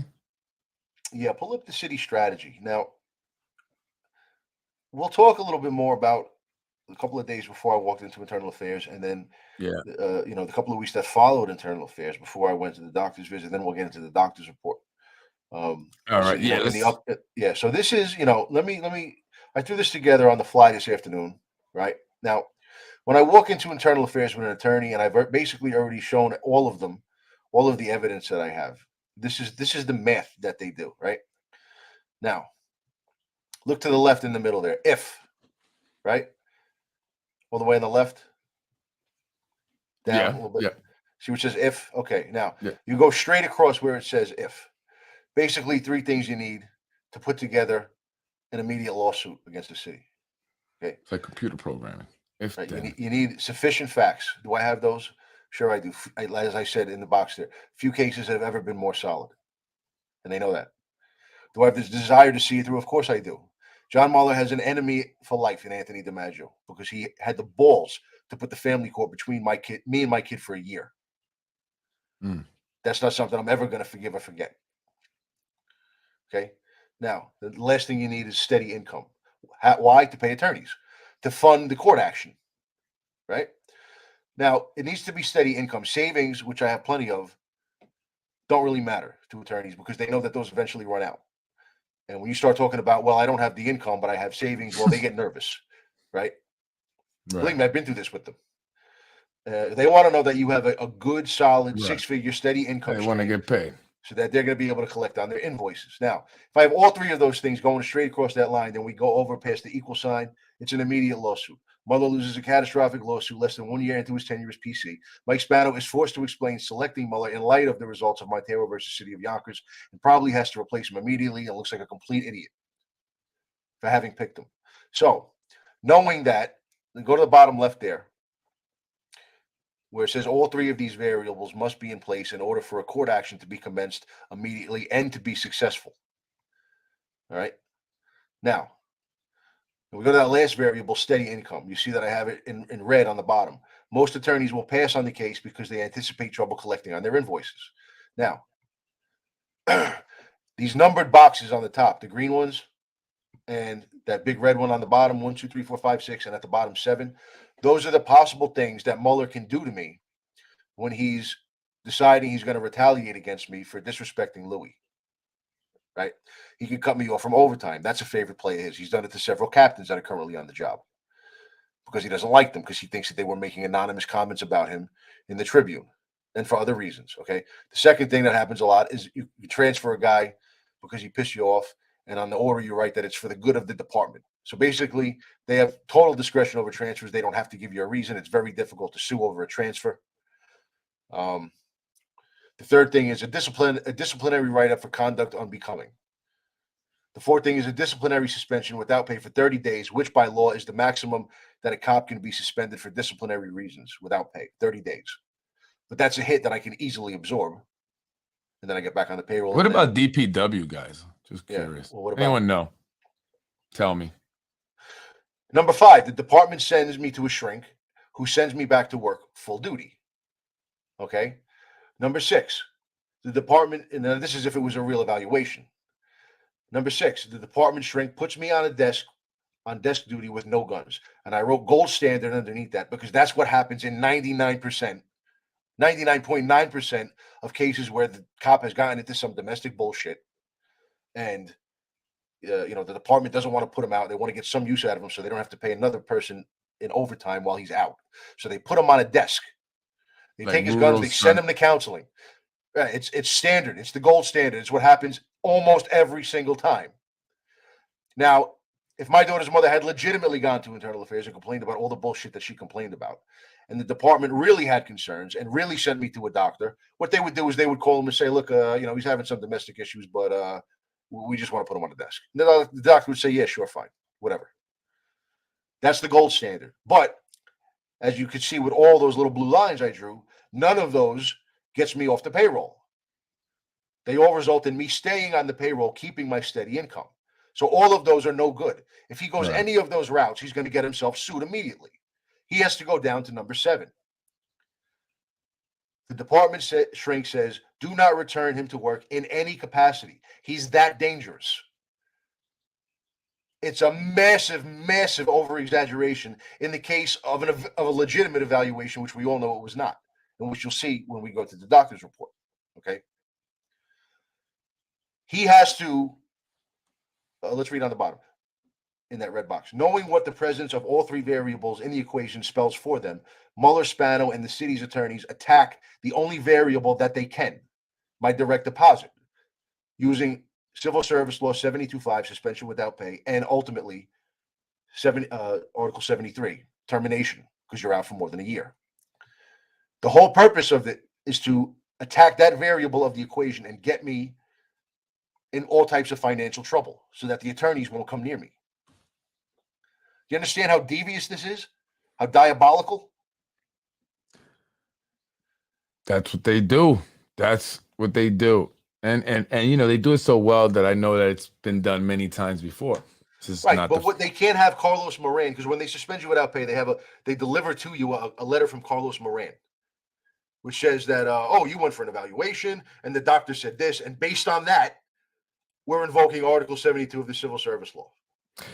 Really quick, what he can't do, what he can't do is Carlos Moran can't send you a letter saying the city sees a lawsuit coming and Bailey needs you to stop getting paid, so we're suspending you without pay based on Article 72, Section 5. Right. That's ridiculous. He can't do that. So they need a legitimate looking reason. That's where the doctor comes in, and that's what we're going to start getting into as we come. Well, And you mentioned that, with the doctor, and that's why they send people to IMA, right? That's the whole goal, is to, get a bad evaluation. So it's a payroll scam. Right. So they can justify firing this person, and without pay, right? So you can't sue. But my question, someone actually mentioned to me, and I wanted to, and then I started to think about it. When they take you off payroll, right? When they take your, suspend you or fire you, isn't that, a violation of your right, in the sense that, the doctor's saying that you have some kind of, obviously, you're mentally, right? That's still a mental health problem, right? It's a mental health issue. Recommended counseling. But my point is that I'm saying is that that's still, it's not like you went and killed somebody, right? You didn't just commit murder, right? They're saying that you have, some kind of mental whatever.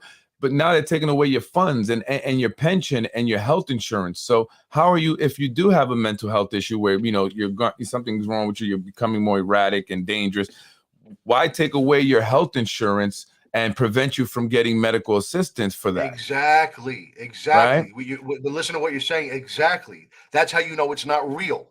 Right. That's how you know it's a big fraud. It's Madoffian, like I like to say. So it's like, how are you supposed to get help? I mean, if this guy, if they're right, let's say I'm talking to the people, if they're correct, he has mental health issues, he's a danger to himself and others, on the job, he can't be with a gun, right? So we're going to fire him, right? Probably sending him even off the wall, even over the edge even more. And we're going to take away his ability to support himself, to live, to get medical help that he needs, any medications and treatments that he has to get for this, that they're saying is the reason why they're letting him go.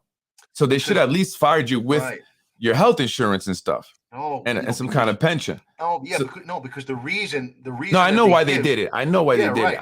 I'm just saying though, but that's what I'm saying. Like, so isn't there some point that you can make to that where now they're violating, like, if you have, handicapped individuals, people with mental health have certain rights, certain specific rights that cannot be violated because of their conditions that they're in, right? Just like a handicapped person has a handicapped spot, right? You can't park there, only that person. So when they do that to you, they essentially like really debilitated you even more and put you in a more dangerous situation, essentially, right? If what they're saying is true, by taking away your means and resources for getting help.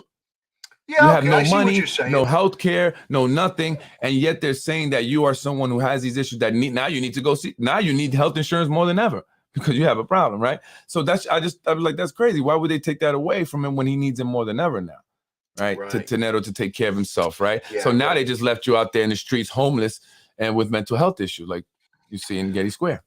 Yeah, I mean, look. Let me give you an example. When I was a sergeant in the 1st precinct, right? There was a cop who was having domestic issues. I'm not going to say his name. People who know him will laugh at this. He's been long retired. He was basically a good guy, an ex-Marine, but he was a grump. He was an angry kind of a dude, but he had a good heart. He wasn't a bad guy, just jaded, and I guess he must have had domestic issues, right. Because as a sergeant, and he wasn't the only one I had to do this with. When he came into work, I had to go to a locker and give him his gun and sign paperwork that I did that. And when he left, I had to get his gun from him and put it back in the locker. Oh, wow. They didn't want him taking his gun home. There was another cop that I supervised that was legitimately having some psychological issues. I had to take that cop's gun when that cop went home and give it back to that cop when that cop showed up to work again. Okay? Those are the kinds of measures they take when they think that someone is legitimately insane. They're so concerned that this guy's going to go home and kill his wife that they just don't want him to do it with their department issued gun. Well, what if he does it while he's on the job? But he can still come to work and go work on the street. Yeah, that's what I'm saying. What if he's patrolling and decides to take a detour to his house and go, do what he does? I'm going inside real quick. I'm going to grab something I left in there real quick. Bam, bam, bing. So, yeah, I mean, that's just crazy. Maybe that's something, and no attorneys that do this and knowing that you have a case and they're going to win and they can get a percentage. I hear these lawyers on TV, you don't know money up front, they don't get any paid unless they win. Oh, there are lawyers. Yeah, right. I mean, first Jacoby of all, and Jake. What is it? They don't like contingencies. They don't like contingencies, period. They definitely don't like contingencies concerning psychological cases because they got to spend money too, getting the psychologist and all that up front. Right, and you all got to that. get other doctors. Don't really go against doctors. You know what I mean? Stuff like that. You didn't call JAG Wentworth. Not to mention, this is Westchester, so you don't know. You're going to take a case on a contingency. You have no idea if you're going to appear before some judge that eats dinner at Nick Spano's house twice a week. Right. You know what I mean? That's what I'm saying. That's the problem with allowing these individuals to appoint judges, and it starts right here, folks, in the city court, and then they go into county and everything else, and that causes a problem, like you said. But I don't need a lawyer to take it on a contingency. I have plenty of money. No, I'm just saying, but I'm just saying for anyone else who may happen or whatever, I'm just saying that's their tactic, right? By taking your money, that's essentially what they're trying to do. So that's why I was asking. Right.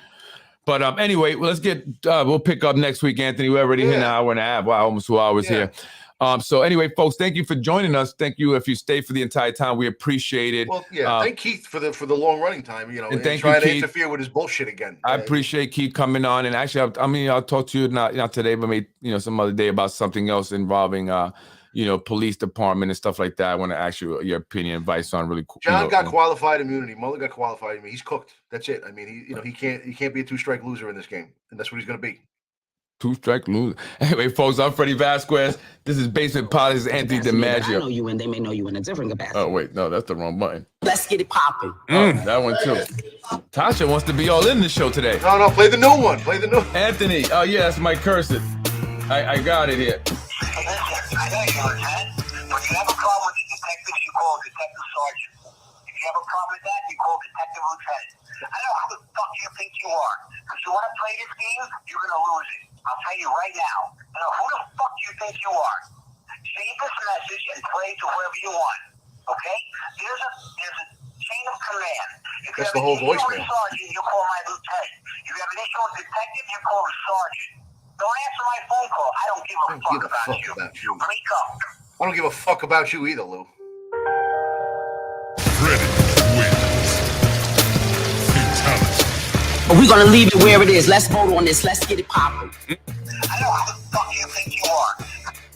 That's We're gonna the leave one, it where right. it is. Let's vote on this. Let's get it popping. Short one. We're gonna leave it where it is. Let's vote on this. Let's get it popping. I know how the fuck you think you are. You want to? Listen, I know how the Wow, the way that people talk in this city. Oh my my God, God. potty mouths. Hey, Mayor Spano, you need to get some bars of soap and start handing them out to the people who work for you, man. Unbelievable potty mouths, right? Nasty. Anyway, folks, I'm Freddie Vasquez. That was Ray. No, what's his name? Venturino? What's his first name? Yeah. Is Ray? No, that was Louis the Liar. No, Louis Venturino. That's what it is, not Ray. Louis Venturino. And that was Tasha Diaz. And maybe they have a lot in common. They should try dating. Letting Helen off easy. That's- Yeah, I hope she likes Tito's. Yes, I sent that text message yesterday. This is If you had our- any questions for the candidates? Yes, but I thought it was going to be like after we went through the agenda, we would then be introduced. But I'm okay. I don't have any questions. I know. Okay. I'm running for city Great. council. Oh, actually, no, Great for county city legislator. council. I'm sorry, I forget. For council. Yeah. That's Shanae Williams running for county legislator, folks. Make sure to vote for some. You never responded, Shanae. You're not coming on my show. You asked for questions. I sent you questions. And I got no response. No response. You see, these people don't want to come on, right? When they lie, they got a lot to hide. Anyway, folks, I'm out of here. And can I get paid, Yonkers? I got to get paid, man. This guy's owed me 5 months now. Invoice. Anthony, thank you very much. I appreciate you clearing that up. Keith Olson, thank you for coming on. Also, everyone else who commented, thank you. Pete, Larry, I appreciate you guys. Everyone that's watching, thank you. Spread the word. Basement Politics. If you're just catching the Anthony DiMaggio podcast, make sure you go back. I actually have a specific folder with all the podcasts on, hopefully in order, right? So you can go back and catch up. Somebody And, just texted me from Carl Hippolyte's retirement party. I didn't even know Carl was retiring. Who? Carl, you know Carl Hippolyte? Nah. You retired? Yeah. Well, congratulations to Carl. you, Carl. I wish I could retire. Congratulations to you. Thank you, folks. Join us next week, next Friday. We'll be back. Take care, Anthony. Can the city of Yonkers pay me my money? All right. You guys are, have 5 invoices that I've now sent. 5 months past due. Come on, guys. Can I get paid? It's obvious that the city of Yonkers try to hurt me in my business, my daycare business, right? Which is kind of my, thing that I my wife, it's really her baby and she wanted to do it. And that's, I wanted to help her do it. And she showed me the number and I said, oh, maybe this could work. And so we got into this business and we've have a lot of experience working with kids from many various ages.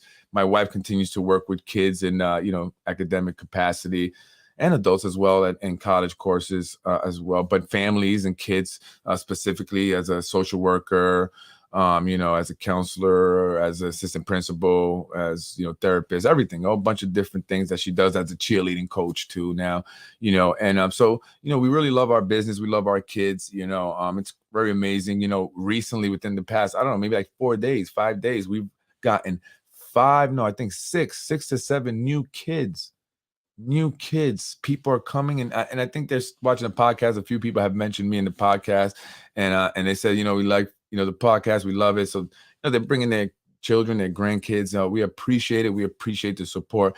Thank you so much to the parents that come to Little Prodigies. We love the kids, we really, really do. And, and when they come there, they don't want to leave. You got to see it like their first time, they don't want to leave, when they come to do the tour. And so that lets the parents know that this is the place for them. And so we want to continue that. We're not going to stop, we're going to move forward. But, I do want to say it's very disheartening though, that, the city of Yonkers, would not pay a small business. I mean, we've provided a service now for 5 months and we've got no money from them, not $1. Right. And I want to know, have other UPK programs been paid? I'm willing to take a gamble and say yes. Right. But we haven't. We've sent invoices now 5 months. So we've basically been working for free. On top of the fact that, we've been having a lot of difficulties opening up to fully open up. Getting our CFO was a huge challenge. We kept, having different things to do, after we were told we would, be done once we did this, then we got something else. It cost a lot of money. Now we're having to install a $10,000 fire suppression system. And the city hasn't even paid us for 5 months. Right. And it's very frustrating because they assigned us, we have 21 capacity, right? We can hold 21 kids. And they assigned us 3 kids in September in the beginning. 3 kids. We were like, well, why only 3 kids? We could hold 21. So I got a hold of the school right after Vinny Spano said he's going to call Casada, and then he called him and have him call me. He called me, we spoke, and he says that the city ran out of money. And so they had no more money, so they couldn't place any more kids, right? So that's what I was told, right?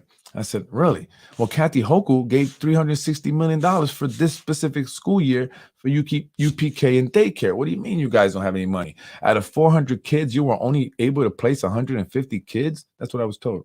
Really? That's it? So I accepted that as truth. Well, take it with a grain of salt. But I was like, what else can I say, right? They ran out of money. That's what it is.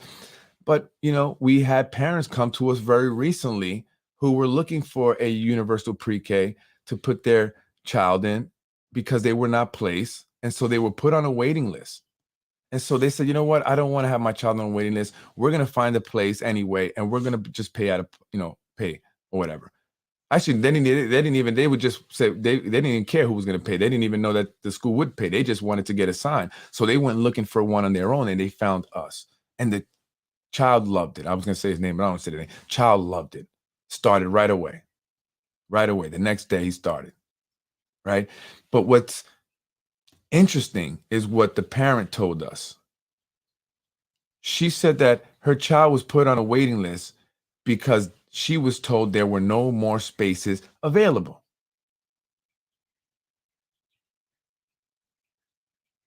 Well, we have 18 spaces available at the time. Well, actually, we started filling up a little more. So we had, but we had plenty of space.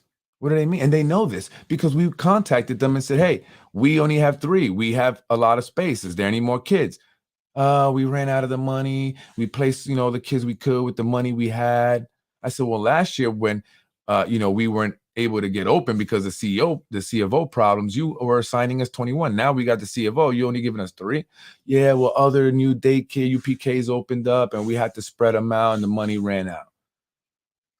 But that's not what parents are being told.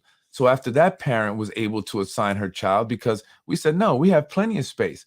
So she said, okay, great. I want to put my child here. So then my wife, being the kind woman that she is, said to the woman, if you let the school know that you want to come to Little Prodigies and they'll assign you through the school, they'll give you 2.5 hours free. She said, really? But they said that they have, they have no more rooms and they're on a waiting list, but I don't understand. She said, go tell them that. See what they say. She went, she said, I want Little Prodigy. They have plenty of spaces. You told me they had no more spaces. Next day, early in the morning, we get an email. So-and-so has been assigned to your UPK. She tells her friend because her friend, another parent, was told the same thing. They had no more spaces. Boom. She went to the board of Val, one Little Prodigies. Next day, in the morning, we get an email. This so-and-so has been assigned to your thing, UPK. Also, they could have always been assigned that whole time. They're being told that they have to wait because there's no more spaces when in fact Little Prodigies was just waiting to get more kids assigned. How fucked up is that? How fucked up is that? That you would spite these children to spite us. And then you have not paid us in 5 months, Board of Ed, Yonkers. Pay your bills. Pay your bills. 5 months, you have not given us 1 penny, and on top of that, you are not assigning us any more kids purposely. You're telling parents that there's no more space when in fact we have space. But you're telling us when we're saying, hey, we have space, assign us more kids. Oh, the money ran out. They don't care about the people. They obviously don't care about the kids. They don't care about your kids. If your child goes to Yonkers Public Schools, they don't care about your kids. These parents could have been in a UPK. Their child could have been in a UPK program since September. But they were lied to. And we were lied to. How dare you? How dare you? Now, Dr. Casada, why did you tell me the money ran out? And I'm not blaming you because I think you were told to say that. I'm sure Vinny Spano did call you and say, hey, tell him this. And that is my beef with the city of Yonkers and our elected officials, because they don't care. They don't care about anyone here but themselves. They don't care about the kids. They talk a lot of shit. They don't do shit. Not one of them. Where are they? Nowhere to be found. How many hours is Mike Spano supposed to actually spend in City Hall? We need to start auditing him. Get your ass to work and make sure that kids are getting assigned to UPKs so they can get a start on their academic career. You're having them wait because you don't want to assign them to my daycare center? And on top of that, you're not paying me. So you're trying to fuck me all around. Karma's a bitch. Just you know that. And you might go with your money. The money means nothing. Absolutely nothing. And you guys will pay for that. And I'm not saying I'm going to do something to you. I'm saying that the universe will correct itself, because it always does. Especially when you do things to children. And Ruros, your time is up also. You're going to be all the way exposed. And all of you are. How dare you? Now pay me my money, Yonkers Public Schools Board of Ed, City of Yonkers, because we like to get a van. Okay? You don't give us any grant money. You don't do any helping and supporting of us. We have to pay for it out of our own pocket. So give us our money so we can buy a van. And the state owes us for damn near a year. Hey, Shako, can you tell us your sister to get us paid? One of the corrupt judges we be talking about. Anyone that was put into a judge seat by Zahi Jeris and the current administration is corrupt. Bottom line, they're corrupt. Corrupt. Compromised. And should not be there. I'm Freddie Vasquez. This is Basement Politics. I want my money. I want my money. How dare they? How dare they? Freddie, they're more concerned about paying illegal feed, house, healthcare too, with your, with your tax money. They told my granddaughter that they had no room in pre-3 for her daughter. Well, tell her we got room. The kids love it. I wish I could film them, and their reaction to how they are in there when they, when they come, even just for the first tour, so people could see what I'm talking about. Kids don't want to leave. The last, his grandmother came in today to finish the paperwork. He got mad yesterday because he didn't want to leave. I had to say, it's okay, man, buddy. Right. He'll be back Monday. All right. He was back, That's unbelievable. People in Yonkers, I want you to understand this. I'm not just some angry person, that's bitter or that. I don't give a fuck. Because honestly, I live better than all those fucking elected officials. Maybe Nick Spano got all his money, and Mike Spano, right? I'm not married to Mary Calvi. But city council, yeah. Okay? I don't need shit. You guys do. I got more than you. If you want to be superficial about it, right? Got more than you. I don't care what you think you know about me, because you don't. That's what's great about it. I've done things that you probably don't even understand or even can define. Right? Tasha, Shanae, Lakeisha. Oh, you're a lawyer, right? You came from nothing. How about you, Johnny Rubo? How's that beer making going? How about you, Breen? How many wieners you sold in your lifetime? And who did you taxi around? Thank God for patty cakes. Your daughter just got a promotion, right? What did she do for that? Or what did you do for that? Pay me my money. You're not going to stop me. I'm going to continue going. I am. The best thing you can all do is keep me so damn busy with my business that I can't even think about you morons. That's the best thing you can do. You should have filled my damn daycare up so I wouldn't be thinking about you, dummies. Tired of these people. Let's get these people up out of here. How dare they do that to people, man? These parents wanting to get their kids in a UPK and they're telling them there's no more space, lying to them. Lying to them. Bunch of liars and pieces of crap, man. I'm telling you, you guys need your little position. You need Nick, Spano, and Mike, yo. You guys need them. You can't survive without them. That's why you are willing to do the most disgusting, unethical, illegal stuff that you do. Nick Spano is your daddy. All of you. He's your daddy. Tasha, he's your daddy. Shanae's your daddy. Johnny's your daddy. Breen, he's your daddy. Nick Spano, your daddy. All of you on the city council. Make sure you give my Father's Day card this year. Freddie, they're more concerned about paying the fees. Yeah.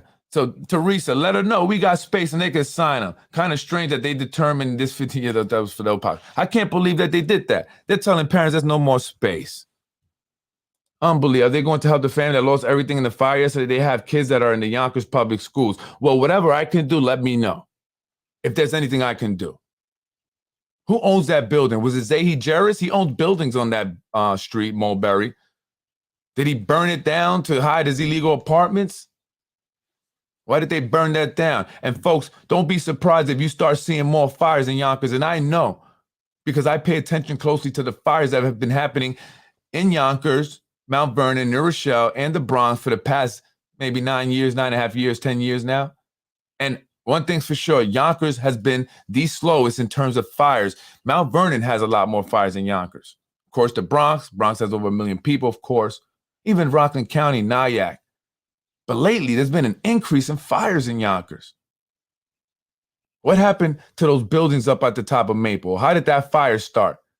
So here, the way it works is that the fire department, the marshal goes in to investigate and determine how a fire was started. Now, if you're, corrupt, if you're in a corrupt city, right, where every department has corruption within it, that's a fact. And you have some, corrupt landlords and greedy landlords that just want to burn down their buildings. When the fire department goes in there, they're not going to determine that it was, arson. Because they're going to already know what to do. And so they determine it to be, accidental. Just call it electrical fire. That's usually what it is 99% of the time because they don't really know. It's just electrical, whatever. That's what it is. Insurance takes that, it's fire marshal's report. It's got to be right. It's got to be true, right? And then they just pay these people. And they get their money. Then they sell the land as is to the people that want to develop that nursing home or whatever, senior home. Probably what happened. Probably happened up at Maple. What do they want to put at the corner up at the top of Maple up there? That the empty lot, and then they got those 4 houses, those buildings that burned, those tenements. Who really started that fire on Maple that burned those 4? They are leaving fucking people out in the street, man. And I say it like that because that's when I'm ready to fight. I'm ready to fight. Come out, you anonymous people. Let's fight. Okay, you're doing this to people, and it's sad. You're burning their shit. And one thing I know about tenants is that most of them don't have insurance, all right? No fire insurance.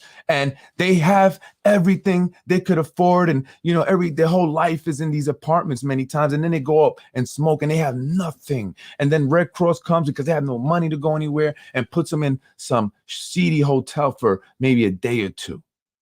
And they'll stuff a bunch of people in there. I've seen it. And where did they go? I don't know, because I represent the client. They got money. Well, no, that's not always true. Sometimes they do. But my invested ones anyway, Right? And who cares about those people? Burn it up, get them out of here. That's it. So be on the lookout for more fires happening here in the city of Yonkers. I would not be surprised. Remember that? There's a documentary called The Bronx is Burning. I don't think they're going to burn down all of Yonkers like that, but many of these buildings are going to get burned down, right? And then somebody was telling me about, why didn't they just, somebody, it's kind of a, the mentality is a little bit ignorant, almost slight racist, right? Talking about, going, talking negatively about just racist, right?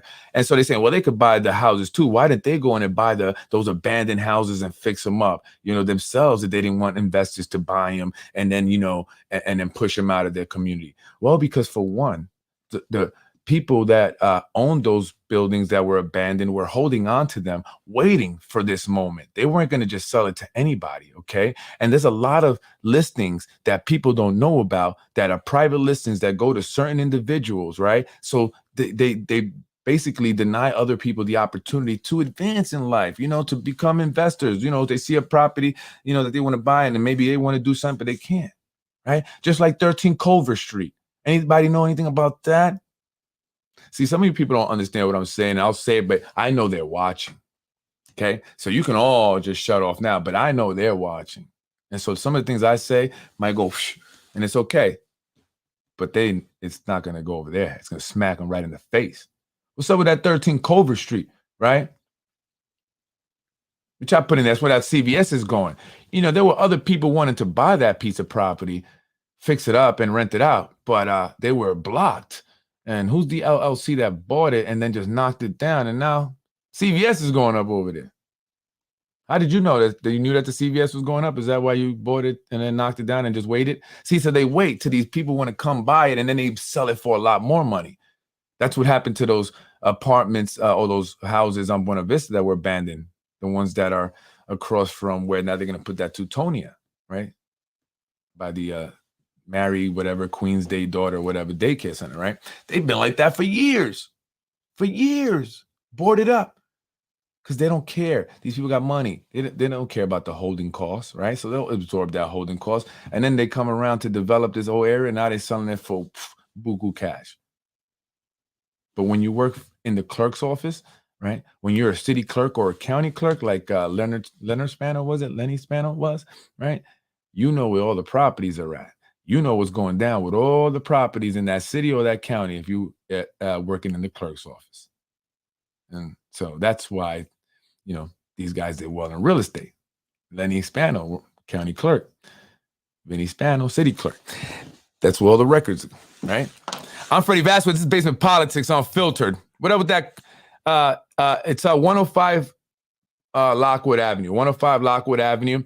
You could contact us at 518-853-7488 or email avasquez@littleprodigies.org. AVAZQUEZ@littleprodigies.org. And folks, listen, we are going to be like the community daycare center, right? You're going to know us, right? You bring your child there, but you know the owners. That's Freddie Vasquez. That's Andre Vasquez. She's an assistant principal here. Feel very safe with us, right? And we want to grow. Okay, this is just the first location. This is going to be like our flagship location, man. And then we're going to do other locations, right? But we don't want to just be any daycare center. And I'm not going to talk about too much of ideas because we know they will block you and then do your idea. Okay, so I'm not going to say it, but, we really want to provide a true, experience for families, something that they're not, used to having now or had before, with the goal of essentially, propelling children, forward, putting them on the path to success very early on. Never too early. I say never too early. And if any of you watched the Bernie Madoff thing on Netflix, and I'm just saying one thing that I sticks with me from that series, whatever, I don't know why, out of everything else, is that one of the people investing with Bernie Madoff, lost everything. And he was so upset because he got his whole family in it. And so he starts listing the people that were invested. And he talks to his grandchildren, his grandkids' kids, you know what I mean? The point is that this family, they teach their kids how to invest money and all that at a young age, right? They don't wait till they're like, oh, okay, what am I going to do now? I'm graduated high school. Okay, should I go to college now? You have to be thinking about this stuff. There's kids that are bred, in these businesses, and that's why they excel and become the billionaires and all that stuff. They didn't just come from nowhere. Elon Musk didn't just come from nowhere. What's his name? Bill Gates didn't just come from nowhere. Even Bezos didn't just come from anywhere. They would have parents and grandparents that did things, right? And they gave them loans, like Donald Trump and all that. So, but many people that come from where I come from don't. So we want to provide that, you know. I don't know. The mother and son passed away last night.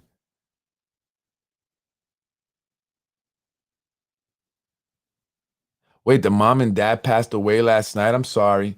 I don't know of the child. Somebody died in that fire. Oh shit. I see that a lot. Unfortunately, that's something that and look, and this is what I was talking about, illegal apartments, because there was a bunch of knuckleheads, and I say that because people die. This is a real deal, man. Who were saying to me, "Oh, well, you're a rat, or you ratting," because I was talking about the illegal apartments. What idiots! If you're still talking about rat and you're ratting, you are an immature idiot. Seriously, you're an immature idiot. Honestly, grow up, right? And people die because of illegal apartments. People die, and they want to make illegal apartments legal here in the city of Yonkers. Right? They want to allow you to make your garages and these, basements into legal apartments. People die. Firemen die. Children die because they get trapped. They're not, obviously illegal apartments, so they don't have, what's required, like the, number of means of egresses, right? Or, the window heights or, ceiling heights, and people die. And that's not cool. Wow. Yes, the mother and son lived on the top floor. Wow. Yeah, and they got trapped probably up there with the smoke coming up. It's, and did they have fire escapes there? Did they have, how would they get out? There's second means of egress there, and you know what I mean? What's going on with these? There was a lot of slumlords here, and they just got away with it. Many of them got away with it because many of them were connected to elected officials. Right? Zahi Jarris in his lawsuit, suing me for $1 million, right? One of the things he's saying is that, oh, you say that I have illegal apartments. Well, that's what people are telling me. Tenants of yours. Right? Dude, you went to jail for 4 years for bribing, extorting, blackmailing people within your own community. And according to an article I read, your cousin, Sandy Nabi, although somebody says she's not your cousin, but I was told she was your cousin. And I read it in a newspaper, a major publication, right? Your own family throwing them under the bus. Mike Cater, dude. You don't think I believe that you have illegal apartments, dude? Your whole shit is illegal, dude. You ain't earned what you got. That's another thing. You guys ain't earned what you got. The people that are in control now, like the Spanos, it's like John Gotti, right? There's the difference between Carl, and let's talk about mob, right? The Gambino family was founded by a gentleman by the name of Carlo Gambino. The guy died of old age. He was smart. He used his brain, right? That's how he got to the top. And then he handed it down to pass it off, not to someone else who John Gotti admired, but to Paul Castellano. But why?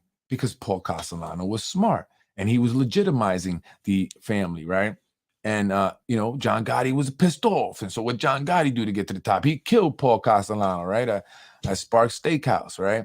They had the Russian hats and all that stuff, right? And that's how he got the power. But his power was short-lived because he was a knucklehead. He was a dummy. He was just brutal and ruthless. And that's how he got the power. And then he ended up going to jail where they beat him down and he died in there, right? Didn't last. And so that's how those that are in power now are. They're just ruthless, brutal, muscled their way in, and have scared people from opposing them for a long time now. Well, I'm not scared.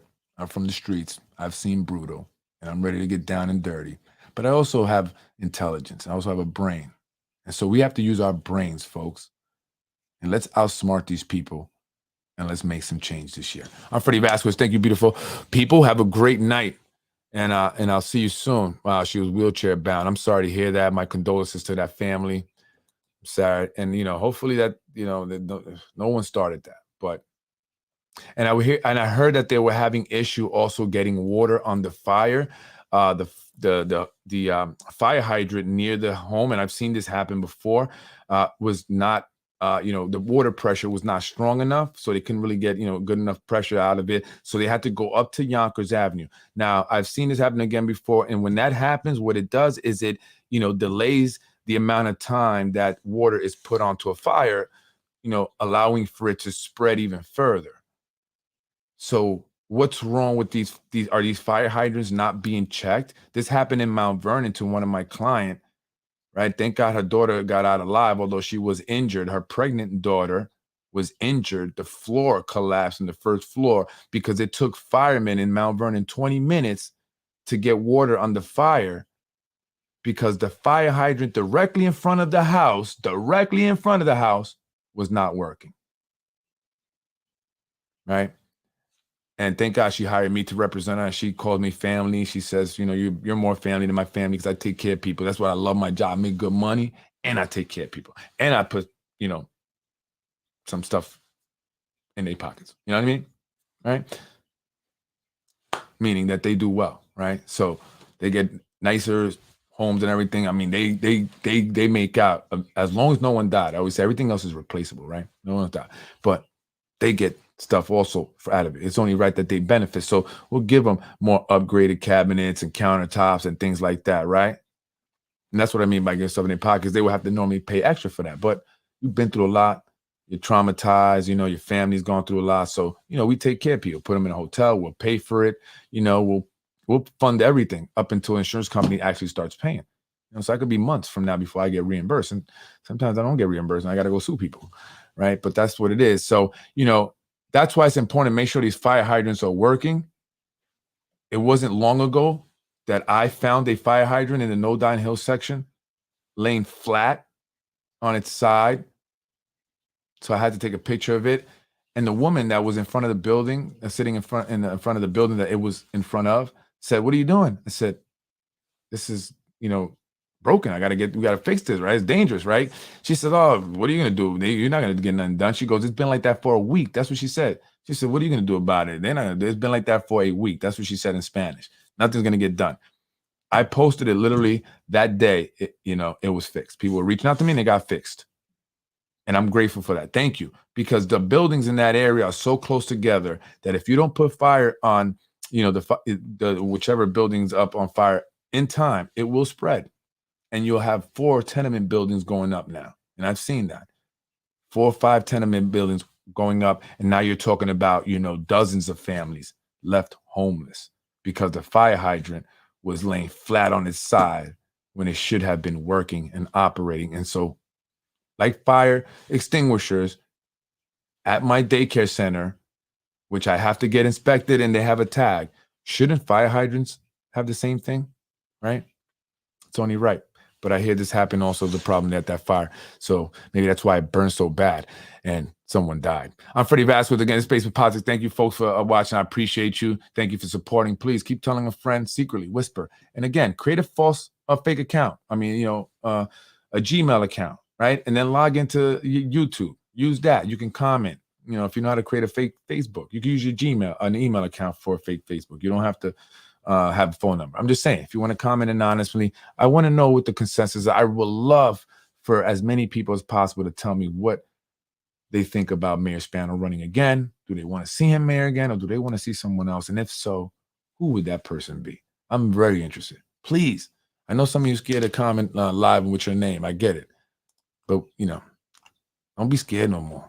I got your back. Tell me, anybody mess with you? Let me know. I'll come see you. Messing with you. Who that? Tommy messing with you? Which one? Tommy M or Tommy T? Tommy Senior or Tommy Junior? Which one? I'll cross him over. Hook! Slam dunk right on Tommy Junior's. Nah, he's probably better at basketball than me. I'm honest. Come on, I don't want to lie. I'm not like those guys. I don't want to be like those guys. I'll be honest. Baseball was my thing. Anyway, folks, thank you for joining me. Have a beautiful and blessed weekend. And I'll see you when I see you. Peace out. Sunday, my wife will be on. Let's talk about, child development, social services, CPS, family court, education, all that stuff. Parenting, children, all that stuff. Sunday, join us. My wife will be joining me, at 8 o'clock to discuss some things, some of the things that she's been doing with the Department of Social Services. I've been trying to do with some of our elected officials in improving the family court CPS system, DSS. I was gonna say DPS, DSS, Department of Social Services. So she'll be there. Family, parents, if you have questions, about your child, academics, social emotional development, learning, and all that stuff, join it. It's gonna be very very informative. My wife, she knows a lot. I know she's my wife. I'm supposed to say that, but she really does. She knows a lot. So join us. Especially those who've been asking me, "Where's your wife? I want to see her some more." She gets more requests than me, by the way. So join us on Sunday at 8:00. I want to get away from politics a little bit, although I will connect it a little bit to politics. I have to. But let's find out why CPS is doing a horrible job at stopping false CPS reporting. Why? Why you guys suck at that? I was raised in housing. I was raised in housing. I was raised in housing. You. You're watching Basement Politics with my dad, Freddie Vasquez. You're watching Basement Politics with my dad, Freddie Vasquez. I want to end this quick because I'm greedy and I want somebody to want a chicken. So thank you. Mr. Rumo lied to me, and I don't vote for the person that lied to me. Thank you very much. Freddie wins. Fatality. Thank you for watching Basement Politics with my husband, Freddie Vasquez. Freddie wins. Fatality. No! Don't forget, folks, join me this Sunday at 8:00. My wife, Assistant Principal Andrea Vasquez, will be joining me. If you have any questions, IEP questions, about your child's development, any maybe issues, your concerns you may have, concerns with their academics, or not concerns. You want to say they're great and congratulate them and give them a shout out. Join us Sunday at 8:00. Miss Vasquez will join Freddie Vasquez on Basement Politics. Freddie wins. Fatality. Have a beautiful and blessed night, folks.